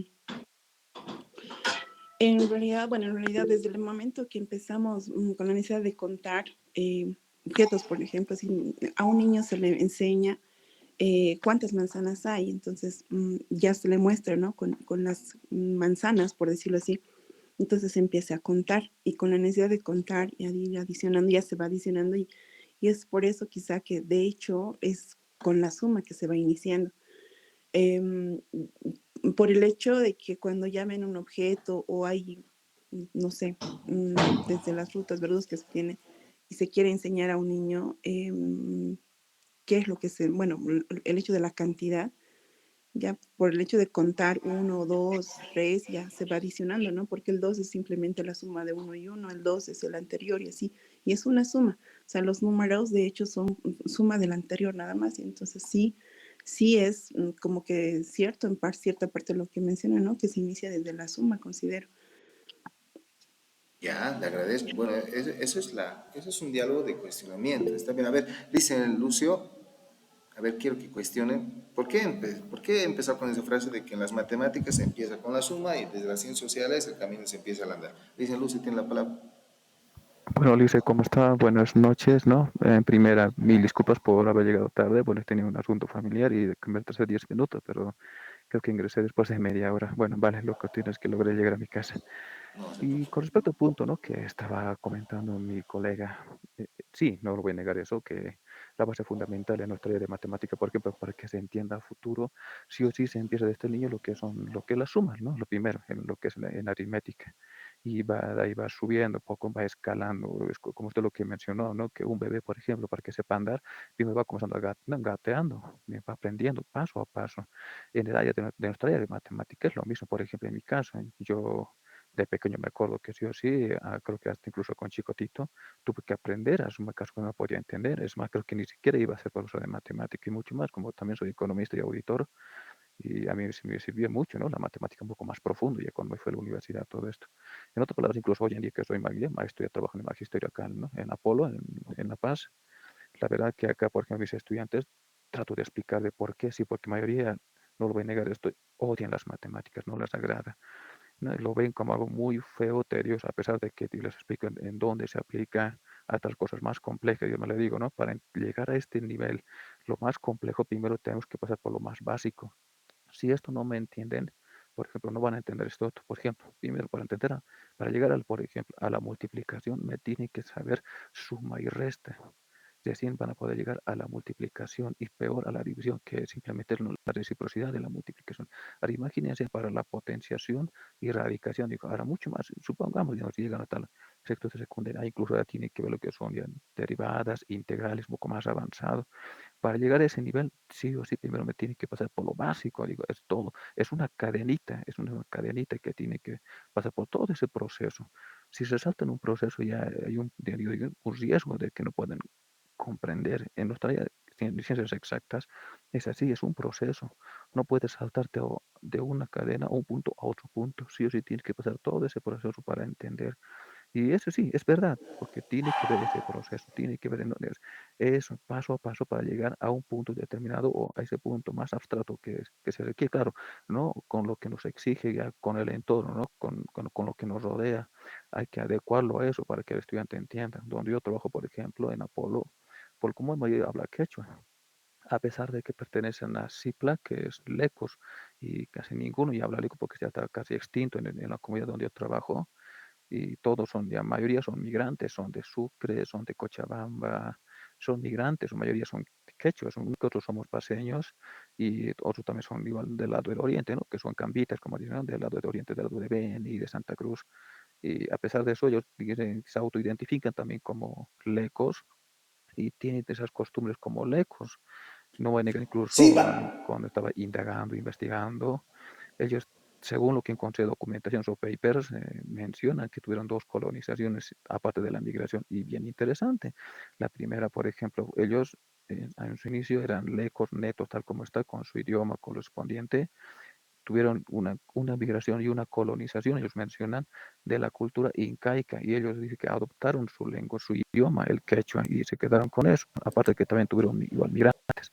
La segunda colonización fueron, dice, directamente de los españoles, cuando llegan los españoles, pues hablan ellos castellano, hablan castellano, todo eso, y se quedaron con quechua. En cambio, el leco, lo han, creo que, digamos, lo dejado a un lado, y la mayoría de cada día no habla leco, a pesar de que existe, después un simple, tratan de recuperar su idioma, pero lo veo casi, casi yo diría imposible. Bueno, no es a modo de comentar lo que, retornando al punto inicial, es un proceso que se requiere.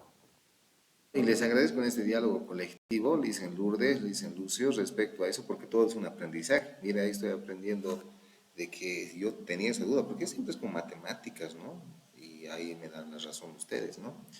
Eh, lo que menciona también le dicen Lucio respecto a esto de las colonizaciones tiene que ver también con nuestra realidad social. Pero más allá de eso, ya les había dicho, desde las matemáticas tenemos que atrevernos a hacer ese cuestionamiento. Por ejemplo, hice un artículo hace tiempo atrás respecto a el soñar en las apachetas, ¿ya? Medio que suena diabólico, ¿no? Este soñar con las apachetas, según el libro de Waldemar Espinosa Los Incas, indicó de que el mejor recinto sagrado que tenía cada actor social, cada sujeto social, cuando estábamos en crisis mental, familiar, qué sé yo, de lluvia, de cosecha, de sequía y todo aquello, porque el fenómeno del niño estaba ahí, muchos piensan que ha desaparecido también varias culturas por este fenómeno. El dormir en la pacheta era el recinto sagrado de potenciación de nuestra afectividad cognitiva, ¿no? Pero cuando llegaron los españoles dijeron, no, pues están locos, ¿no? Parece el martirio de las brujas. ¿Quién es abogado? ¿A qué me va a dar la razón? Sacaron un libro en Europa en el siglo XII o XIII, el libro Malero y Maleficaron, el martirio de las brujas, donde cualquier rito, a cualquier mujer empezaron ya a torturarlas y hasta asesinarlas, a castigarles. Era el primer código penal de mujeres, el libro del martirio de las brujas, ¿no? Que se lleva eso en criminología. Pero pensar desde la pacheta, dice Waldemar Espinosa, es el mejor recinto sagrado. Y esto nos pasa a nosotros, y cuando lo demostramos, cuando he visto esto recientemente, y es por eso que las ciencias sociales son muy bonitas para especular, pero las ciencias exactas son muy difíciles para poderla especular también. Cuando llegaron los españoles dijeron, no, eso es satanismo, apliquen Malero y Maleficaron. Han matado, han triturado indígenas, entre comillas, ese término, ¿no? Y los han encerrado a todos. De ahí han creado los cementerios, ¿no? Cementerios nacionales, cementerios internacionales. Y hoy en Sucre, por ejemplo, y en Cochabamba tienen sus dos cementerios grandes, ¿no? Pero, ¿qué significa esto? ¿Y cuándo nos hemos vuelto a encontrar en este sentimiento colectivo? Cuando muere algún familiar, ¿no? Y en vida a veces no la aprovechamos. Ya ha muerto mi mamá. Y a veces entre copitas voy, ¿no? Al cementerio. ¿Qué me importa? Mira, que me encontré el cuento del tío, todo. Me duermo en la pacheta.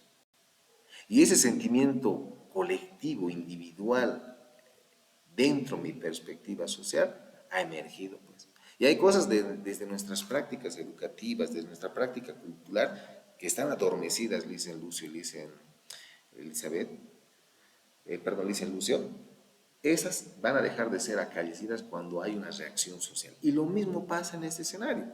Cuando desde la economía van a reactivar ese sentimiento social, cuando realmente sepamos y conozcamos la crisis correspondientemente que puede que llegue a nuestro país, o puede que ya esté llegando a nuestro país, o puede que ya esté en nuestra sociedad, o puede que ya esté en un individuo.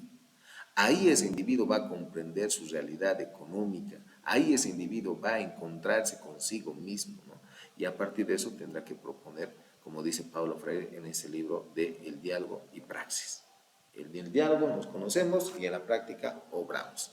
Bien, queridos colegas, eso ha sido justamente no es la segunda temática, he hecho una categoría del texto de la unidad temática 1 que nos habla del pluralismo cultural, del diálogo y también nos habla de filosofía. Si ustedes me siguen con el texto, esa filosofía que está en el texto es muy, muy abierta, muy occidental. Me atrevo a cuestionar, porque eso también vamos a atrevernos en esta doctrina del poder cuestionar todo lo que está en nuestro alcance y sobre todo en el marco de la conciencia social. Dentro de la filosofía, les voy a contar esta experiencia que también tomo algunos punteos, ¿no? Y en las preguntas también del foro se van a activar estas. Filosofar en clave tojolaba. Voy a ver si estoy con el micrófono, a veces me emociono y no lo puedo estar reproduciendo. Estamos bien. Listen, Eddie, estamos bien, ¿no? Sí, Lice, se nota. Gracias, hermano.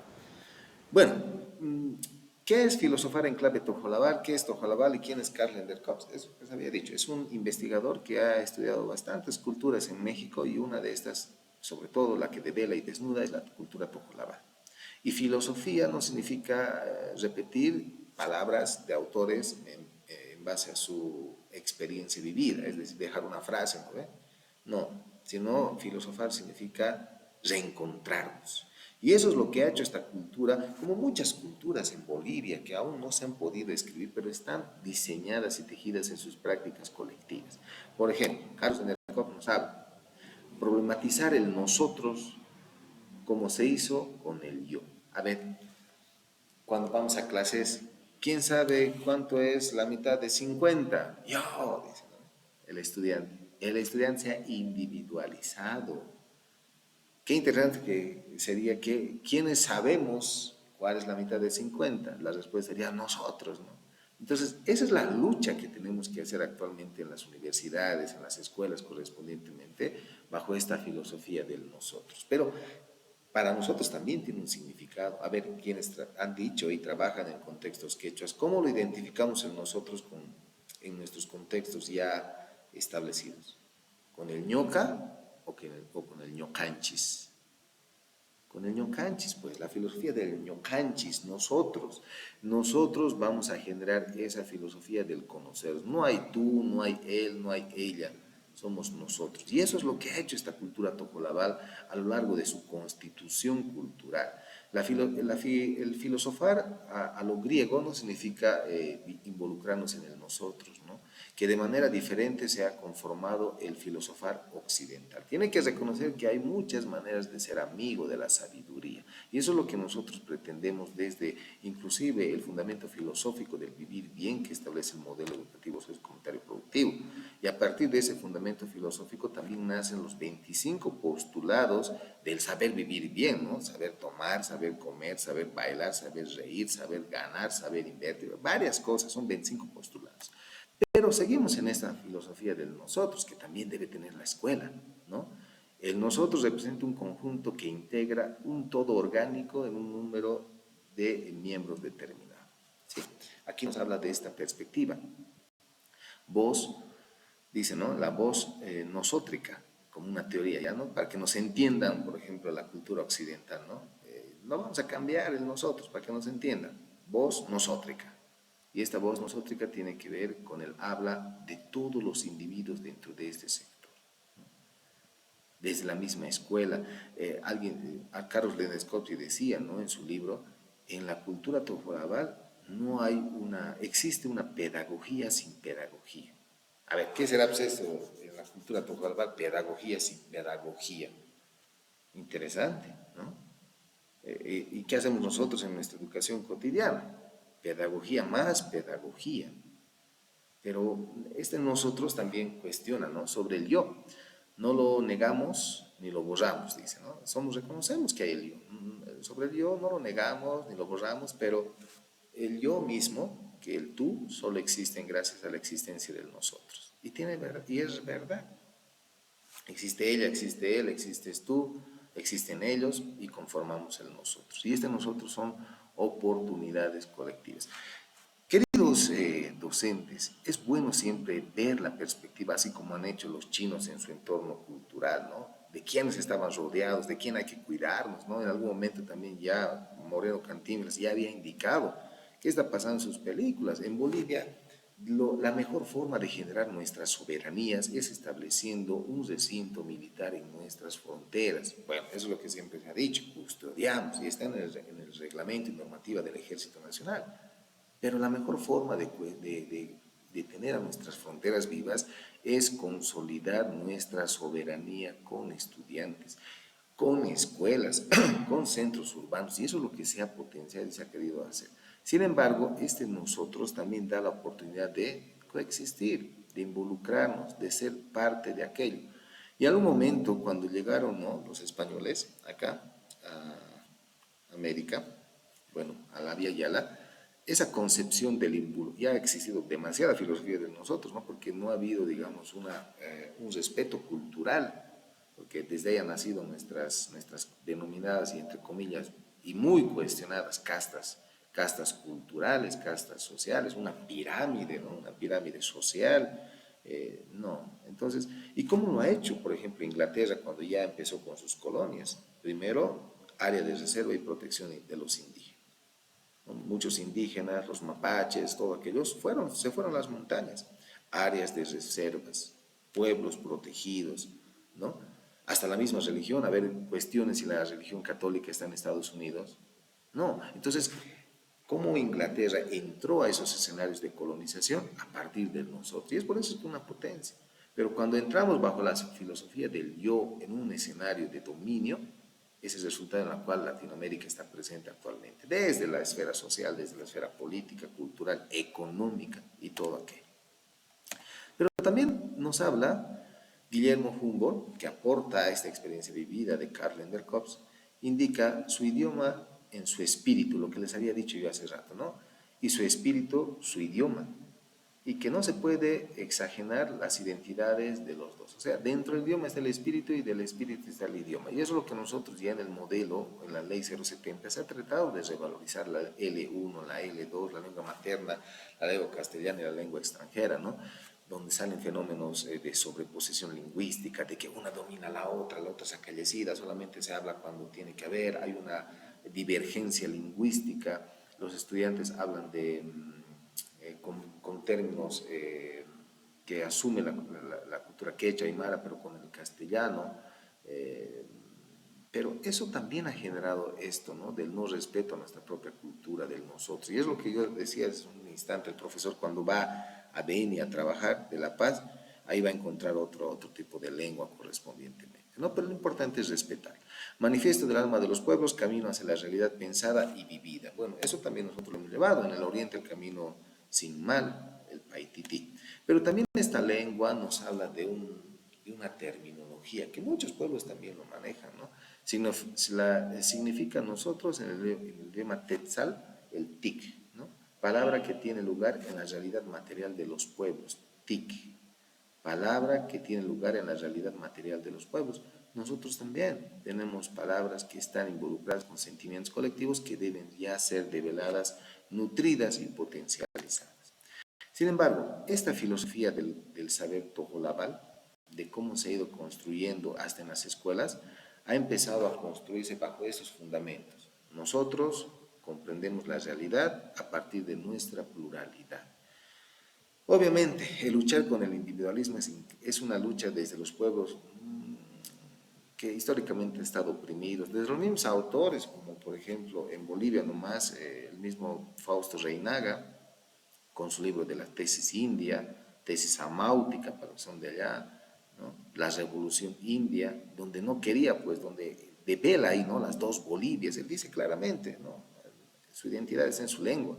En Bolivia hay dos Bolivias, una clara y la otra india, ¿no? Y él cuestiona, no podemos mezclarnos, dice, ¿no? Entonces hay una rivalidad ideológica, pero desde nuestras escuelas contemporáneas, desde actualmente en nuestras escuelas contemporáneas, la idea es involucrarnos en el nosotros, en esa perspectiva de tejido diversificado, pero también cultural. Queridos docentes, esa ha sido la filosofía de Karl Lenderkovsky, la filosofía del nosotros. Vamos a algunas intervenciones claves con sus participaciones, aportes, inquietudes o experiencias educativas desarrolladas en su espacio educativo. Por favor, voy a pedir. Lice, Dice Lucio, tiene la palabra. Por si vale, acaso, hay un, colegas, medio a lo no, ¿cómo se llama? Estoy evaluando a lo positivo, bajo la teoría positivista, perdón. ¿No? Es muy tradicional, ¿no? A los estudiantes, quienes quieren puntitos, hacemos ahora, pero de una u otra forma, con hacer un curso de maestría y hacer esto de su formación postgradual, necesito también su participación, pero con grado ya, el que ustedes ya están alcanzando, ¿no? Con grado de magíster. Adelante, Lucio, tiene la palabra. Bueno, hay un punto interesante que mencionan respecto de lo que es el nosotros con respecto al yo, ¿no? Dado, bueno, esto a mí es a modo de experiencia y aún todavía sigo con esto, ¿no? Es un choque que siempre tuve, ¿no? Desde que entré a la normal a estudiar, era con ese enfoque más del nosotros. En cambio, también estudié en la universidad, pero ahí es el yo. Yo me preguntaba por qué esa gran divergencia, ¿no? Esa separación. Y la cuestión es que incluso en la universidad, esto una vez me acuerdo, ¿no? Y dice, cuando estudiaba ya en la universidad, aquí se aplica el individualismo en el sentido de que cuando se aplica ¿no? El clásico nosotros, perdón, quería ir con eso, ¿no? Es porque, digamos, supongamos, ¿no? Hacen un trabajo, se les da solamente uno va a estudiar, ¿no? O uno va a preparar los demás, uno va a aportar el dinero, otro su lugarcito. La nota es para todos. Eso es el nosotros. La cuestión es que pues acá se aplica desde el individualismo. En el individualismo acá es competencia, solamente los mejores van a salir. Y no lo voy a negar, ¿no? Incluso a mí me funcionó. Yo por comunidad me formé más con eso del yo. No, digamos, era competencia, los mejores de los mejores tienen que egresar, es decir, titularse, y al final pocos nos hemos titulado en la universidad. En cambio, la normal no era distinto, ¿no? Y ahora que estoy trabajando en el magisterio, se aplica lo mismo, pero sin embargo, a veces veo esas dos perspectivas que tuve en mi, como experiencia, ¿no? Que pasé hace años, y pareciera que, perdón, que diga, casi ese nosotros no funciona tanto al 100% porque hay estudiantes que a veces se aprovechan de eso, porque a veces de trabajos de, digo, no, digamos, en matemáticas, digamos, respecto al contexto, uno hace, otros, más que claro, no lo realizan porque ellos mismos me comentan, ¿no? Profe, ¿no? Ese trabajo, digo, yo he hecho, profe, me dicen, él no aporta nada, ¿no? Él simplemente ha dado, dice, pues no, me ha dado dinero para que compremos esto, ¿sí? Pero la nota es en conjunto, incluso hasta hubo ferias multidisciplinarias, todo esto. Igual, yo mismo, sí me comentaba lo mismo, como se llaman grupitos, todo, igual me Sí, comentaban. O sea, clásico nosotros, a veces me preguntaban, ¿dónde está realmente? ¿No? Creo que no funciona tanto esto, pero digo, ¿no? Claro, claro, tal vez más adelante, en cuestión ya a nivel macro, sí va a funcionar porque requerimos que todos estemos unidos, pero a nivel micro, digamos, en su proceso de formación, casi no funciona esto. Entonces, hasta ahora yo sigo teniendo ese choque, ¿no? En mi vida cotidiana que paso, ¿no? Y la verdad, bueno, es una pequeña experiencia que tengo, ¿no? En mi ámbito laboral donde estoy yo. exacto, ¿no? Y tienes mucha razón, dicen Lucio, porque ahí es bueno comparar con nuestra realidad social, porque estamos formando en primera instancia, son categorías educativas, ¿no? El sistema de educación regular, el superior, el posgradual y todo aquello. Pero dentro de eso, lo que usted menciona de nosotros, que viene desde nuestras prácticas culturales ancestrales, ¿no? Por ejemplo, allá cuando se construyó famoso Machu Picchu y se encontró estas rimas ya en el Perú por un, creo que era británico, ¿no? Eh, indicó claramente de que no se hubiese constituido estas ruinas, pero ya constituidas ruinas, ¿no? Pero esta ciudad con piedras extremadamente grandes, inhumanamente imposible de explicarlas, pero bajo ese sentimiento de situar una fortaleza con el nosotros. Pero lo comparó, ¿no? Con los reyes, ¿no? Con los castillos de Europa. En los castillos de Europa solamente estaba la clase noble quienes podían entrar a la ciudad, ¿no? Y en los patios, tenían tres patios, el primer patio y el patio trasero estaba la gente, el pueblo, los plebeyos, y eso no pasó en Machu Picchu. Machu Picchu rodeaba todo Machu Picchu con una, como lo conocían, con las pucaras, ¿no? Como una pucara. Pero ya en nuestros contextos ya sociales, contemporáneos, y es bueno por eso este diálogo de comprender, los chicos también tienen que empezar a especular.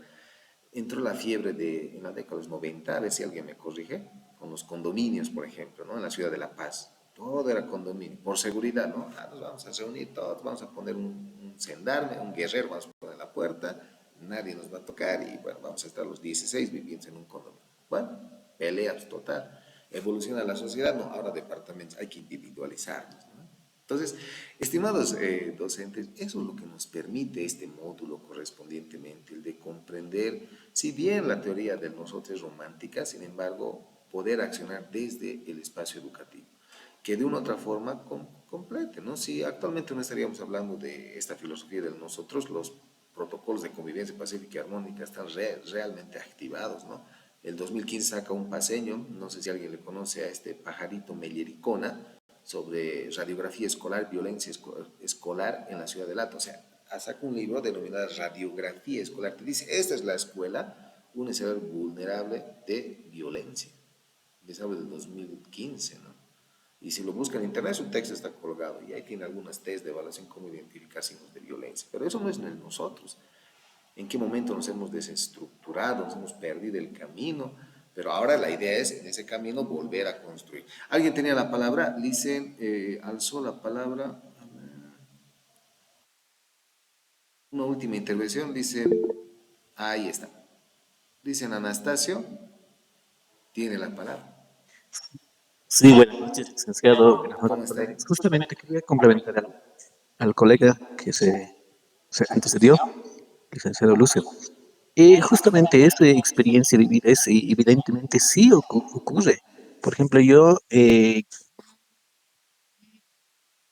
hola, hola, ¿me escucha? Escucho, escucho. Yo me he formado desde primaria a secundaria en una área dispersa, en área rural. Y lo que he visto, sí, eso es evidentemente, aunque en las comunidades eh, surge esa idea de Hiwasa, o sea, traducido en castellano sería nosotros. Nosotros. Entonces, de esa perspectiva, en algún trabajo, por ejemplo, en algún trabajo de la comunidad, obviamente con un objetivo común, realizan ese accionar comunitario, pero con un objetivo común, llevar adelante y esa filosofía de Hiwasa, nosotros, sí llevan en adelante. Pero de acuerdo a las experiencias ya vividas durante mi formación, primeramente en la universidad, luego en la normal, en la universidad es más competitivo, es individual y funciona en Bolivia, en el sistema universitario boliviano, sí, evidentemente funciona la competencia, pero en la normal es un poco distinto. Pero tal vez ahí iría el cuestionamiento de las normales, claro, sin ofender a nadie, los colegas, ¿no? Porque en la normal se observa que pocos trabajan, digamos, hay conformación de equipos de trabajo y identificadas personas trabajan. Hay, digamos, conformación de 4 personas o de 3, entonces lo que trabaja es uno o dos, a lo mucho. Los demás pueden complementar de otra manera distinta. ¿Por qué existe más o menos? Estaba analizando eso. Porque no hay un compromiso, podría ser un compromiso, un objetivo en común, esa. Entonces, tal vez esa parte hay que trabajar mucho, licenciado. Y aparte de eso, en la área escolar, y en este caso etapa escolar, en lo que he visto, más a los estudiantes les falta la parte de razonamiento lógico. Y de igual manera les falta un compromiso y al paso falta mucho de razonamiento lógico. Entonces, de esa manera, tal vez no estamos alcanzando las expectativas ya fijadas en la educación boliviana. ¿Por qué digo eso? Por ejemplo, quería relacionar, digamos, unos problemas de ejercicios de matemática en secundaria con pruebas PISA. ¿Y por qué más o menos? Porque justamente esta gestión había evaluación de TOFAS, en este caso, creo que era del OPSE, entonces igual he visto un nivel bajo, y peor todavía podría ser con pruebas PISA. Nada más, Lisa.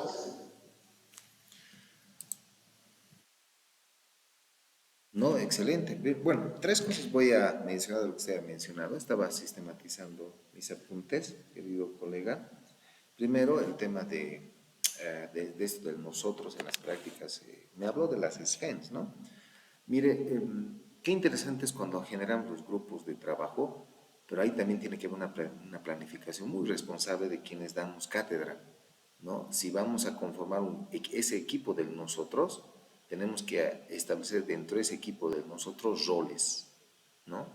Como en una reunión ordinaria. En una reunión ordinaria vamos a encontrar a uno que dirige, uno que sistematiza, uno que hace el acta, una policía sindical, pero también en las prácticas educativas tiene que existir alguien que asuma sus propios roles, ¿no? Y esto, una técnica muy interesante son los coloquios, por ejemplo, de establecer una determinada temática, ya sea desde su especialidad, con roles específicos, ¿no? Por ejemplo, podemos debatir por qué actualmente nuestro Estado está pensando cortar el tema de la subvención del combustible, ¿no? Entonces ahí analizaremos, vamos a dar un rol a un economista, bueno, desde el punto de vista de la economía, que lea, ¿no? que se nutra. Desde el punto de vista jurídico, la concepción política del Estado avala los derechos, qué sé yo, universales, bla, bla, bla.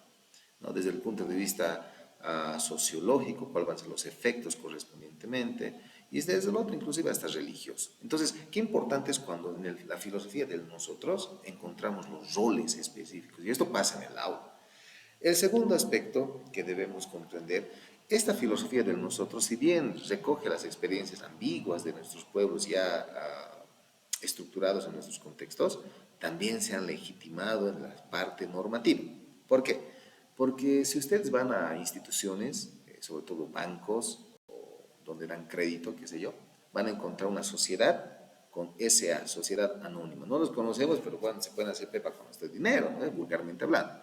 Vamos a encontrar una SAL, sociedad, perdón, SRL, sociedad con responsabilidad limitada. Desde el punto de vista jurídico, ¿cuál será esa responsabilidad limitada, no? Que habla de sociedades, ¿no? De sujetos que se han encontrado en ese ámbito del nosotros y tienen intereses comunes.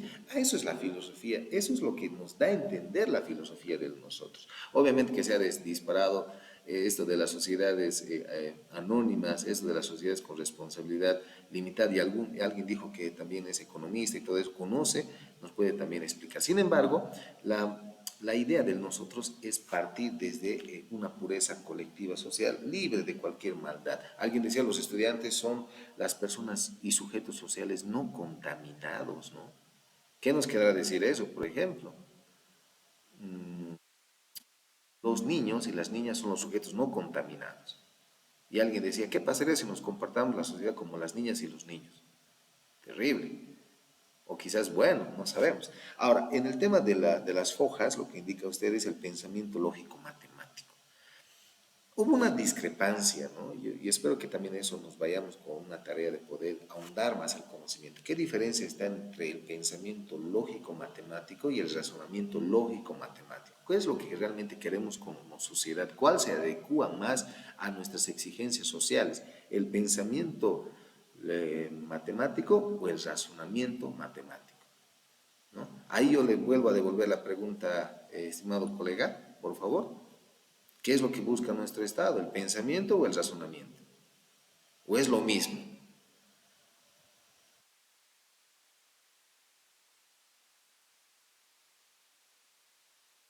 Creo que participó y se fue.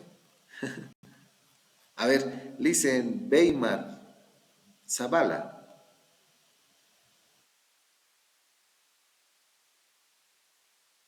Dicen Weimar. Hola, Licen. ¿Cómo está, Licen? Manuel, un gusto saludarle. Igualmente, creo que te conozco.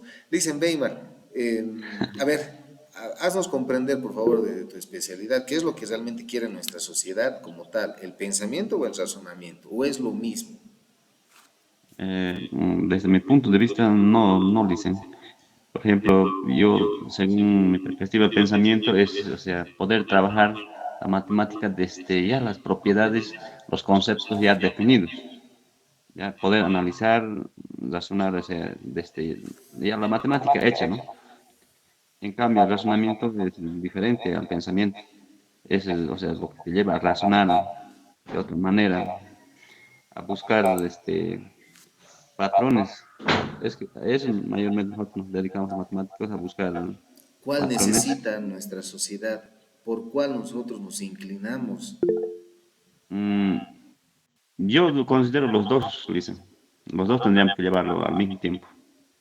Ya, dicen Eddie, adelante. Sáqueme de dudas, por favor. Dice, disculpen, estaba queriendo hacer una participación, pero creo que se pregunta un poquito, me voy a ir por otro lado, ¿no? De lo siguiente, a la filosofía de nosotros. Creo que en cierta forma a lo que ha expuesto, ¿no? Y efectivamente el colega Lucio lo expuse de nosotros, el yo, pero sin embargo yo creo que cuando uno está en las mejores predisposiciones de poder trabajar con nosotros y eso, se llega a una etapa en donde es una realidad, ¿no? Estoy hablando un poco ya de la universidad y la vida ya profesional, en el sentido en que imagínense, Sí, dicen según línea, mis hermano. estudios, yo estudio en ingeniería, en la universidad. Entonces hay un ingeniero civil, sale como 1.500 anual. Para esos 1.500 estudiantes hablo mucho, ¿no? De 200, 300 cupos de labor. ¿Qué quiere decir eso? ¿No? Que el que yo va a prevalecer, Ahorita le llamo, esperamos un poco. de cierta forma sobresale, no trabaja en nosotros. Yo creo que habría mucho que discutir, hablar, debatir en muchos aspectos, ¿no? Y ver cuán real o cuán beneficioso sería para una educación escolar. No me estoy yendo al individualismo, pero también yo creo que hay que profundizarlo, ¿no? Nosotros somos, en realidad yo soy más de matemáticas y en el área de más de informática, ¿no? Pero en el área de ingeniería en sistemas. Eh, Como Bien, maestro de matemáticas me falta mucho estudiar en la parte teórica, pedagógica, ¿no? Creo que no solamente soy yo, muchos desde la normal siempre hemos dicho, ¿no? Que los profesores de matemáticas es más cientista, más científico que la parte más teórica, ¿no? Y, yo creo que se va a alargar, es un gran debate, pero creo que la maestría en cierta forma nos va a salir de diferentes figuras, conceptos dice nuevos, Ramiro, le llaman al NIMBER, al llamadas NIMBER, llámale. dicen. Perfecto, perfecto, hermano. No, tienes mucha razón, pero debemos también comprender de que esas dos teorías tienen que adecuarse a nuestra realidad. Y por ahí vamos, ¿no? Si bien el ministerio saca las dos perspectivas, tiene que tener su esencia también, ¿no? Lice, Lucio, cortito para ya ir a los puntos de las tareas de esta semana. Tienes la palabra, Lice. Bueno, Luis, a lo que comentaba, ¿no? Justamente preguntando el pensamiento lógico matemático o el pensamiento lógico matemático. Bueno, hay un punto que le diré esto lo digo como economista que soy. Ojo, hay un premio Nobel de Economía que ganó, bien que me acuerdo, creo que es Richard Thaler, con la economía conductual, la cual señala que ningún ser humano razona, ninguno razona. ¿A qué me refiero con esto? Nadie es en su sano juicio, y es verdad lo que él dijo, va a un mercado, por ejemplo, y pregunta, ¿no? Digamos, vamos a la caserita, ¿cuánto cuesta tu manzanita? ¿Qué quieres comprar una manzana? Y digamos, dice la casa, no, digamos, 5 por 10 bolivianos joven, y nadie se pone pues, a ver, digamos, para comprar esto, el tamaño, el volumen, digamos, los nutrientes que tienen, nadie se pone a pensar, incluso hasta, digamos, hasta el precio, digamos, está el precio justo, nadie se pone a analizar, nadie directamente va a decir, sí, está bonito, es casi, ya se baja inmediatamente, y que nadie se pone a pensar, el ser humano es un ser irracional, menciona él, y esto lo ha comprobado y es ganador del premio Nobel. ¿No? Es punto para aclarar. Ahora, en Bolivia, como si es que manejan los dos, si es pensamiento lógico matemático o pensamiento, o, ¿no? O la razón de los pensamientos, o la razón más que todo, más yo diría que manejas acerca de lo que es la forma de pensar lógico-matemático, y no tanto racional, porque racional implica un poco más profundo, pero yo me basaría como economista, lo que él dijo el premio Nobel de Economía, incluso cualquier ser humano que de forma intuitiva hace eso, incluso yo a veces cuando voy al mercado sucede lo mismo, porque es más, ni siquiera me doy el tiempo para analizar lo que estoy adquiriendo cumple con lo que mis expectativas, lo que yo estoy tratando de, no, digo, lo que yo estoy demandando. Nadie, Dios, nadie hace eso, simplemente va, compra y listo. Es bien ilógico lo que hacemos directamente, ¿no? Ese es el modo de aportar. Y otro punto antes de terminar, ¿no? Lo que preguntaba, ¿no? Por ejemplo, sobre los SAS y SR, simplemente aclarar que las SR es un tiempo limitado de 1 o 2 años, igual, ¿no? Dios, hay una fusión de personas que cada uno aporta un capital. En las SA es ilimitado, igual aportan un capital, ¿no? Como tiene un testimonio de continuo, incluso hay mención dice, socio A, digamos, va a aportar con edificio socio B, 5 vehículos socio D, digamos, con tanto de dinero. O sea, cada uno, si bien es como una sociedad, pero también dentro está implicado también lo que es el yo, el individual también incluso dentro de eso. No es a modo de aclarar, ¿no? No, está muy bien. Y justamente para esto es este espacio, para poder comprender y que los mismos estudiantes conozcan estas nuestras discusiones, estimados docentes, que no quede un diálogo también del yo, un diálogo individual, sino que también compartamos estas experiencias que se están nutriendo y generando en estos espacios educativos. Bueno, queridos maestrantes, vamos a ir ya a la plataforma correspondientemente para poderles orientar lo que se tiene que hacer. A ver, ¿alguien ¿Me nos escucha? Lice Anastasio. Perdón. Adelante, Lice. Estaba levantando la mano, ¿no? Sí, justamente justo, tengo una señal un poco deficiente y no he podido responder en el momento oportuno. Justamente hablaba del razonamiento y del pensamiento lógico matemático. Y ahora el concepto en sí tiene una relación en sí, pero del razonamiento lógico matemático, ¿por qué indica eso? Porque es nada más que es un proceso mental de llegar a una conclusión. mientras el otro es más de aplicación. Entonces, lo que yo veo, lo que veo desde mi perspectiva, mi criterio muy personal, atacar esa parte porque, porque los estudiantes tienen o sea, cierta debilidad en su etapa de formación, no solamente en área de matemáticas, sino también en otras áreas. Por eso mencionaba esa parte de razonamiento lógico matemático. Ah, eso. No, está muy bien, dicen, y eso es lo que se quiere, ¿no? De que todo aporte también sea una producción de conocimientos, dicen, ¿no? Si bien las teorías están dadas, es como los docentes, los maestros, pueden ejercerlo eso ya en sus mismos escenarios educativos. Y les repito nuevamente, dicen a todos los que han participado y también los que están escuchando, y para la otra sesión también les voy a dar ese espacio de participación, de que este tejido de ideas no se quede en esta sesión virtual, sino también nutranlo en sus espacios correspondientemente de función pública que desarrollen, ¿no? A ver, este es el texto que van a encontrar en la unidad, en la plataforma, titula así, ¿no? Módulo 15, Educación Intracultural, Intercultural y Plurilingüe, y hemos desarrollado la unidad temática 1, ¿no? Que comprende estos subtítulos, categorías o subcategorías correspondientemente, ¿no? Tenemos la pluralidad cultural, diálogo, y aquí está lo que se ha ido tocando punto por punto. He sido más, entro más con ejemplos y todo aquello. Tenemos también las cosmovisiones y la filosofía, lo que hemos ido desarrollando, cuál es nuestra visión de conocimiento que tenemos actualmente, aunque la filosofía indígena original campesina es muy amplia y les invito también a que puedan leerlo, ¿no? Son 20 hojas, por semana se va a desarrollar 20 hojas, total 80 hojas se hace el módulo correspondientemente. Ahí están las orientaciones generales del módulo. ¿Qué es lo que tenemos que hacer en esta semana? Esa es mi tarea, poderles orientar. La unidad temática 1, pluralidad cultural, diálogo, conocimientos y cosmovisiones. Creo que lo he hecho de una forma más práctica, más didáctica, para que podamos comprender el significado de estos elementos como tal. La próxima semana vamos a encontrar estos, ya la articulación de campos y otras temáticas también, pero nos enfocamos a esto. ¿Qué es lo que tenemos que hacer en esta primera semana? Periodo 1, semana 1, pluralidad cultural, diálogo, conocimientos y cosmovisiones. Tienen 3 actividades. Sugiero que respeten los tiempos que está en la plataforma, háganlo de la mejor forma, no se trata de un trabajo ambuloso, sino también de producción de conocimientos inédito. Se va a revisar el tema del plagio. No están permitidas las tareas que involucren inteligencia artificial. Ustedes saben que hay muchas formas para poder detectar aquellas, por más que humanicen, generalmente hay detectores de plagio, ¿no? Que la universidad también nos ha proporcionado, entonces sugiero que lo hagan conscientemente.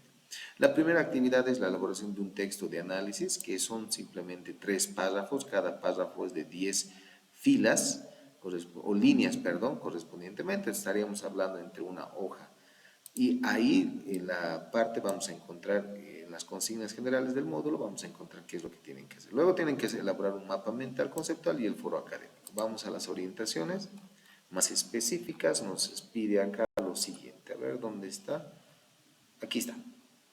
Elaboración de un texto de análisis. Se ha puesto esto claramente para que ustedes puedan producir conocimientos, pero de origen, puros, ¿no? Indique, a partir del texto académico, indique o analice la primera semana que hemos analizado esta, actualmente que corresponde a la pluralidad. Escribir un texto corto de 3 párrafos, cada párrafo debe contener no más de 10 líneas ni menos de 8 líneas. Estaríamos hablando, como les digo, de hasta una página, ¿no? ¿Sobre qué? Sobre la unidad temática 1, que corresponde a algo de interés que ustedes han podido ver, o si no, de sus apuntes sobre las diapositivas que he podido mostrar. Al final el video va a estar colgado en la plataforma correspondientemente. De la estructura tiene el título, el nombre de ustedes y el texto, que es lo que más me interesa, ¿no? Esa página. Nos vamos, por favor, a la tarea número 2, que es la elaboración de un mapa conceptual. Bueno, aquí se va a establecer una dualidad también. ¿Qué es lo que van a hacer?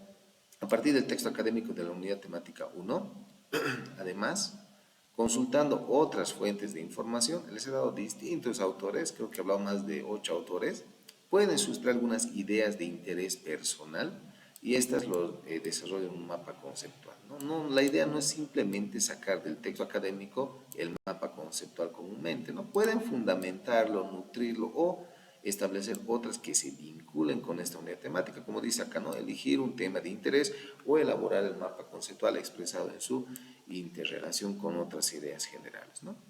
Generalmente pueden sacar algunas ideas fuerzas. Sugiero que lo hagan ideas fuerzas en este mapa conceptual, porque también las ideas fuerzas van a estar ya en el capítulo 3 de su producto académico de transformación. Después nos vamos al foro. Voy a colgar estas preguntas que el autor, quien habrá elaborado o quienes habrán elaborado este texto, se va a respetar estas preguntas como tal. Y si veo la necesidad de poder mejorarlas o dosificarlas, lo vamos a desarrollar. Sí, esto va a estar colgado en la plataforma, no está habilitado ahora, pero lo vamos a hacer. Queridos docentes, para mí ha sido un gusto. Esta parte voy a cerrar ya la grabación para que nos podamos ver entre nosotros.